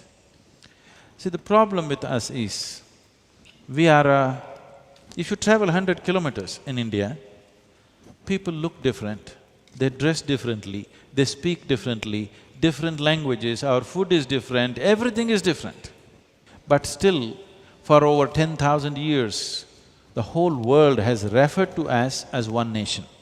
Though we were over 200 political entities at some time, still, we've been doing trade with Syria, Jerusalem, Damascus, Jerusalem, Greece, all these places for over 8,000, 10,000 years. Even at those times, they referred to this country as Hindustan, though there were 200 entities. It was referred to as one nation, as Bharatvarsh or Hindustan or whatever the name. Because somewhere people saw this as one nation, though it was ruled by many kings. Because there was one ethos, which is something that the politicians and administrators and the people have never paid attention to. The only thing which keeps us as one nation is a certain fundamental spiritual ethos, which is not on the surface, but which is always there. In the sense, people recognize this as one nation from outside because they all believed in something. This nation has never been a nation of believers. We have been a nation of seekers because spiritual process has been the main thing. Here people are not believing in God, they are seeking mukti or liberation or freedom. There is a difference between a seeker and a believer. A believer means he's made a conclusion. A seeker means he's wide open. He's realized that he does not know, that's why he's seeking. This one quality set us apart from the rest of the world, so outside world recognized as one nation, though there were so many political entities. We need to understand even today, it is only this spiritual thread which is keeping this as one nation. If you… right now it's being systematically hacked at. If you break this one thing, after 25, 30 years, you will wonder, why are we one nation? And we will break. If you do not strengthen the fundamental spiritual ethos of this nation, if you hack it down with beliefs and other kinds of identities, you will see, you will break up into various nations, you will not be one nation. Sadhguru, I hear you clearly and I entirely agree with you that unless unity and order are kept even above liberty, if necessary, if there is a clash, we are in danger. I totally concur with you as a true democrat and libertarian. But whether spiritualism could be the glue to keep the country united when there are so many meanings of spiritualism. In the name of spiritualism, if a certain religious persuasion or a certain philosophical tradition is propagated, in a very pluralist country like India, the dangers to disunity are even greater. I'm not even talking of morality issue. I'm not even talking of rights issue. The dangers to disunity are far greater, some people could argue, if you overemphasize a certain spiritual tradition, if the emphasis is on the humanist tradition that you have always been advocating, beyond a certain religion or beyond a certain philosophical tradition, then that will be perfectly all right. But unfortunately in this country, this mix of religion and politics has done us a great disservice. So how do you distinguish between religiosity in politics and spiritualism, which is true and all-encompassing? Let us first of all make a distinction between what is a religion and what is spiritual process. A religion arises because they have a set of beliefs. A belief arises because somebody says, this is it. Whether it is 10 things written down or 25 things written down or 3 things written down, that's not the point. Something written down. Somebody says, this is it. Nobody listens. Then we say, God said it. Everybody sits up. And still some people don't listen, those in the back benches don't listen. Then we tell, if you don't listen, God will come and burn you out. Then they also listen. So this has been the method of the religion. That is, essentially, you believe something. Let us understand the word belief. When you say, I believe something, what it means is, you don't know what it is, but you assume. That's what belief means. The English word belief literally means something that you do not know, you made a strong assumption about it, that becomes your belief. So essentially, it is ignorance institutionalized. Sadhguru, pardon me for a brief intervention. I entirely agree with you. But if that ignorance is not universal in the sense that my ignorance is different from the other person's ignorance, my God is different from his, and therefore Yes, there's yes, I'll come to that. No two human beings will believe the same thing, okay? You believe one thing, I believe one thing. Now, today we are both friends. Tomorrow, if you… I think this is it because my God said it. If you negate it, initially I'll tell you, please don't do it. If you don't listen, tell me, whom should I protect, you or my God? I will naturally take the side of my God, and we wish to, put you in a different posting up in the heaven.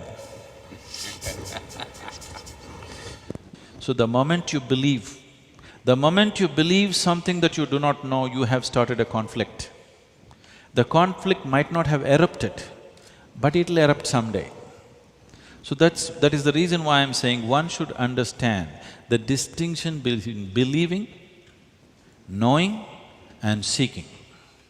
Knowing obviously has not happened, so the only option that you have is to seek. So when you say, I am a religious person, you refer to yourself as a believer. That means you have assumed something and concretized the assumption, and you want to concretize that assumption in 10,000 people around you. When you say, I am on the path of spirituality, you will say, I am a seeker. When can you seek? Only when you have realized you do not know, you can seek. No seeking can be genuine. If you assume something and then seek, you do not know, that's why you seek. If you come here and you do not know, can you fight with somebody? You have no cause to fight with anybody. You have nothing to protect because you do not know. So, spiritual process will remove conflict entirely, not in the society. Essentially, it removes it within you. Because social conflict is just a manifestation of the conflict that's happening in individual human minds. If I'm fired up that you are transgressing on my beliefs, I will gather 100 people and then start something on you, okay? But it is what started in my mind which manifests in the society, not otherwise. So essentially, the very root of conflict is taken away. Spiritual process also means this, that from the false identities that you have taken, coming to the reality of who you are. As we already went through this, if you're identified or if you realize you're just a piece of life, and this life cannot happen here without being connected with the whole existence, and if this becomes a living experience for you, only if it becomes a living experience for you, you must take the responsibility of other people's lives, not otherwise. So always in this country, in this culture, if somebody has to become a king, first thing is he must take a spiritual step because he needs inclusiveness. If he does not care, if he does not include these people as his, it doesn't matter what his intentions are, what he does will not be good to the people. So this inclusiveness, if it has to come, spiritual process not only has to touch the population, first it must touch the leadership. We were doing a program for a group of very prominent people about 8 years ago, and one person who's a very well-known and very important person in the administration stood up and asked Sadhguru, that's fine, what about the country? I said, see, there are many things you can do, but the most important thing is, some transformation is needed within the leadership. Because a leader means, if you become a leader of the people, every thought that you generate, every emotion that you generate, every action that you perform is going to impact millions of people. It's a tremendous responsibility and a privilege. When you have such a privilege, the first thing that you should do is enhance this, fix this in the way it needs to be fixed. Now, you are going with the idea of you can fix it with morality. But I'm telling you, morals themselves, your moral and somebody else's moral will clash somewhere. As somebody's belief and somebody else's belief will clash, your ethics and somebody's ethics will clash somewhere. I'm saying this not to provoke you, but I would like you provoked. When you have a set of ethics and you think this is it, you are also a kind of religion. I am the only irreligious person here. Because I have no values, I have no ethics, I have no beliefs. All I know is, if I look at people like this, I do not know which is me and which is not me. I see myself as everything, and that's all I know. This will not clash with anything. This is guaranteed, it will not conflict with anything. Essentially, Sadhguru, what you're saying is there can only be an approach, not necessarily an answer, and there's no one definite answer. I said there's one classic answer which will handle everything. Because if one set of beliefs, when they took it, it actually worked for them, do you understand? But as it grew, as the numbers gathered, then conflict erupted. Similarly, one set of morals or ethics, when you take it, initially as an individual, it'll work wonderfully for you. As if you gather huge numbers behind you, people with these ethics will clash with people with some other kind of ethics or no ethics people. So you cannot really have another set of commandments, you have to think of Yes. a uniform framework which everybody can understand and appreciate. Sadhguru, you have made a very passionate plea for spiritualism beyond religion. Something like a pantheistic approach to life rather than belief in a particular God and therefore… No, spiritual process has always been not a religious process. You need to understand this. This is the only godless country on the planet. This may be shocking for people who believe and every day go to the temple. You need to understand this, we have 33 million gods and goddesses because we understood the technology of God making. We understood God is our making. So if you want, you can make the tree in your garden a god. If you want, you can make a rock into your god. If you want, you can make your mother into your god. If you want, you can make your cow into your god. Anything you want, you can make it into your god. So we understood, all we need is, if we look at life closely enough, there is no piece of creation without the hand of the Creator in it. When I say this, suppose we take an atom. We know how proton, neutron, everything is doing, but we do not know what makes it happen like this. There is some force making all this happen. Now if you as much as eat a banana, this banana becomes a human being over a period of time within yourself. There is an intelligence which is making this happen. This intelligence, which we call as the source of creation, this source of creation is in every piece of creation. If you recognize it, well, an atom could be your god, an ant could be your god, an elephant could be your god, anything. Because we understood this, we went on creating.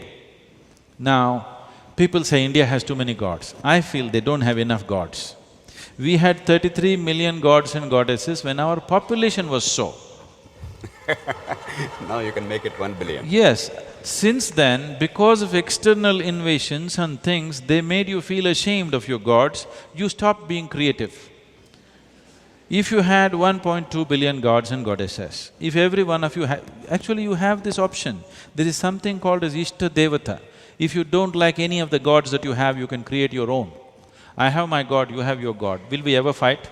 No. Only if my god has a following of 100 people, now we are going to fight. My god is only my god, we are not going to fight.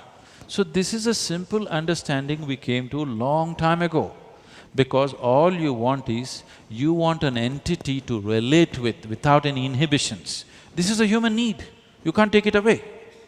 People want an entity with which they can relate without any inhibition. Whoever may be around you, your family, your friends, still there are inhibitions. You can say something, you can't say something. You want somebody with whom you can be just yourself. This is a fantastic therapy for you, and it works wonderfully well. There is no person on the planet whose life is as sweet as the life of a devotee, not a believer, I'm saying a devotee. Because in devotion, he finds he's so sweet, his life is beautiful for himself, and he will never do anything beyond that. His sweetness will anyway spread. So the important thing that we need to understand here is, we are always thinking the way we are creating things in our mind is more important than the Creator's creation, which is a completely wrong thing, because this intelligence itself comes from Creator's creation. Now, who is the Creator? You think like this only because you are a person. This is your personality. Because you're human, you think one big human being is sitting up there and doing things for you. That is a childish version. But if you created your own God, you know very well you created, and still it works, wonderfully works for you. Now, the important thing is to make a distinction, a clear distinction between belief systems, which are labeled as religions of the world, and seeking, wanting to know. Modern science has grown the way it's grown only because people were seekers, isn't it? If you turn outward and seek, you get labeled as a scientist. If you understand, if you want to know life, the best thing is to probe the life that you are, you will become a spiritual person. But both are seeking. So, we call this spiritual sciences because you are seeking systematically. You are not assuming anything. This is needed. Because we fight because we've assumed, isn't it? It's our assumptions which are quarreling. The fight is never between good and bad, though people would like to project like that. The fight is always between one man's belief versus another man's belief, religious or otherwise. Sadhguru, to go back to the practical realm of politics and governance, you have a real challenge in the country today. There's no point skirting over that. You go to any party leader, any legislator in the country, an MLA or MP, or any chief minister or opposition leader, privately they all have the same lament. They say, look, I want to do something good, but without spending crores of rupees to buy the vote, I'm not able to get elected. Without putting up crooks and criminals as candidates in many places, my party does not have a chance of getting those seats. But once I get those people in this manner, I am helpless because then I am caught in a vicious cycle. I am caught in a vicious cycle. I cannot get out of it. Now, what do? I know this is a self-created problem. After all, the political process that ought to be the solution has become the problem over a period of time. Partly because we centralized power, partly because we gave an illusion to people that a monarch is elected, a king is elected, not a representative to get things done through due process of law. Partly because we have not really ensured even simple delivery of services, a birth certificate, a ration card, without some bakshis or sifarish, nothing happens. So we have a complex mess. You don't have money, you're not born, just understand. You're not born, absolutely. One famous cricket star, when he was actually a test cricketer, he told me of a story in Bengaluru. There was a death in the family. He went to the municipal office for a death certificate. And he wanted immediately. They said, no, you can collect it tomorrow by paying 50 rupees. Then he asked the lady at the counter, look, I have to go on a West Indies tour tonight, the test team. He was a very famous test cricketer. I will give you 100 rupees now. Can you give the certificate now? She said, yes. So one thing nice about corruption is it's totally socialist. Cricket star or influential person or a poor person, it applies universally. There is a huge problem. If you play 250 rupees, you can get it even if the person is not dead. Absolutely. Absolutely. Add a few more zeros, you can actually kill the person. But Sadhguru, given this context, unless some big changes are initiated, one, trusting our people to take care of their lives in their communities locally, empowering the community so that leadership emerges and they understand responsibility and limits, but with a danda. Some things go wrong, you punish them very firmly, but people start taking responsibility. Now, you must define the word community. It could There's be a challenge on that. A village, a ward, whatever. That is not community. My religion is my community. My caste is my community. My family, my mama and his sons are my community. My village is not my community. My ward, what ward are you talking about? I don't know. My community is my blood. So, the definition of community has to change, which is not easy work. Because we have not done that work, these things work best if it is done when the euphoria of nationhood happens. You're absolutely right, Sadhguru. This is an extremely complex task. We messed up quite a bit. But now we have a challenge in our hands. We cannot give up in despair, obviously, and we cannot wait ad infinitum for a change, because India does not have the luxury of another century or 2 centuries to transform the democracy. We have to make it happen as fast as is humanly possible. Yes. We have been developing for too long. Exactly, we've been developing too long. So given that, unless you create a situation in which the kind of people who sit here, who ought to be willing to take responsibility politically in any sane society, they're not willing to, because they know it is a losing proposition. It is a thankless proposition, it's a losing proposition. But if you create conditions in which they can take responsibility, and a good person, good in every sense of the term, not only morally but in terms of competence, in terms of delivery, in terms of vision, in terms of leadership, is now shunning public life. If you create an electoral model where you actually make it easy for such people to get elected, then things could change. I will give one illustration, Sadhguru. We all talk about criminals in politics. Every state has some numbers, murderers, this, that. In this state, actually in 1999, we came out with a list of 42 notorious criminals contesting elections at that time in the state. That actually was the beginning of a process which led to a law in 2003. But what's important is not description of these criminals. Why are these criminals in politics in the first place?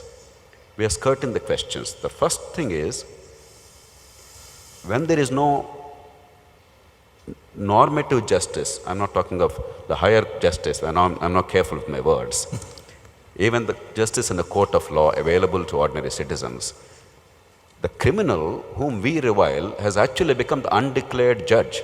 He became the savior of the ordinary people. Therefore, he earned the respect and the money of the people. 2, once the criminal has that influence, he wants to be in politics because he can control the police in a system where the police are in the hands of politicians. 3, once in our electoral system, money power, caste power and muscle power together ensure a higher chance of success, the political parties are after you. And 4, in a system where nothing gets done in an ordinary course, Danda seems to get at least some things done, and therefore people are trusting a criminal to get at least something done in a wooden and inflexible system. So without going into these issues, merely saying criminals are there, let all politicians say criminals, doesn't really take us far. So my appeal to you is, could we evolve a framework? Could we make at least this class of people recognize what is the complexity of a political process, and what are the things, what are the levers we could find to bring about the fastest and most genuine transformation of our polity? As you articulated kind of defined the problem.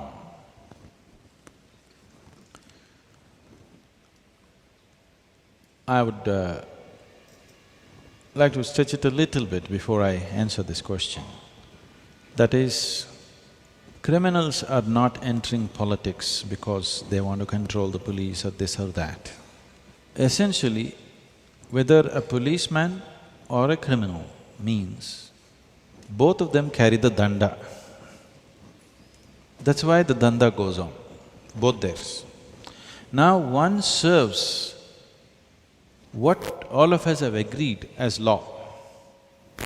Another serves his own understanding of how the society should be.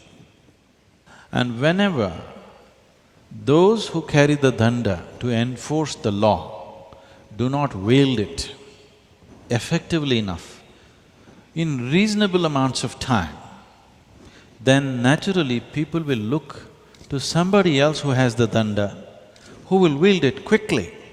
You get justice quickly. See, this whole thing about criminal is a big word. But today in India, it's become very ambiguous, who is criminal, who is not. As it is, so many people who are respected businessmen are in prison. Tihar jail is full of… they're planning to build a, Marriott hotel in Tihar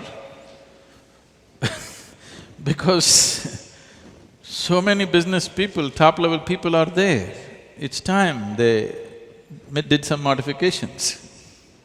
And so many more are going to go. If the judges go with the activism with which they are going, many more will go. Because many of them, to do their basic business every day, have to deal with this kind of people. Otherwise they cannot do their business. So the word criminal is a strong word, and we need to understand this in the Indian context. As I said, our action should be appropriate to the situation we are in. We cannot talk like Switzerland, where if you put it on the notice board, this is the law, everybody will follow it. That's not where we are. We need to be, we need a lathi to keep things going. We are still there, let's understand we are there. Whether we like it or not, that's where we are. So what is the solution? Solution is simple enough, but not so easily enforceable. Now it's very easy to say, all of you vote by your… this thing, whoever the best man. Who is the best man? I don't like any of them. So what do I do? Lot of youth don't go out and vote, they think that's a solution. No, that's not a solution. Whom do I vote? Okay, the best criminal. Best means what? You don't know. So, now we have come to a place, in Tamil there is a saying, Nallavan venuma, vallavan venuma. That means, do you want a good man or do you want a capable man? It's not possible to have both at the same time. I'm not saying it's not possible, but if that is the choice, what is your choice? If you're interested in the nation, you want a capable man. If you are interested in your own morality and ethics and values, you want a good man. Good people who sit in important positions of power, very significant positions of power, and who do not have the capability to make their goodness be manifest in their things, they will do more damage than a criminal. If a criminal heads this country, out and out criminal, heads this country, probably India will become prosperous, he will rob the world. Right now he is robbing you, but if he becomes the Prime Minister, maybe he will rob the world. And many Prime Ministers, Presidents and Kings and Emperors of the past have all been robbers, and still are, many of them. They're robbing effectively elsewhere and people are happy.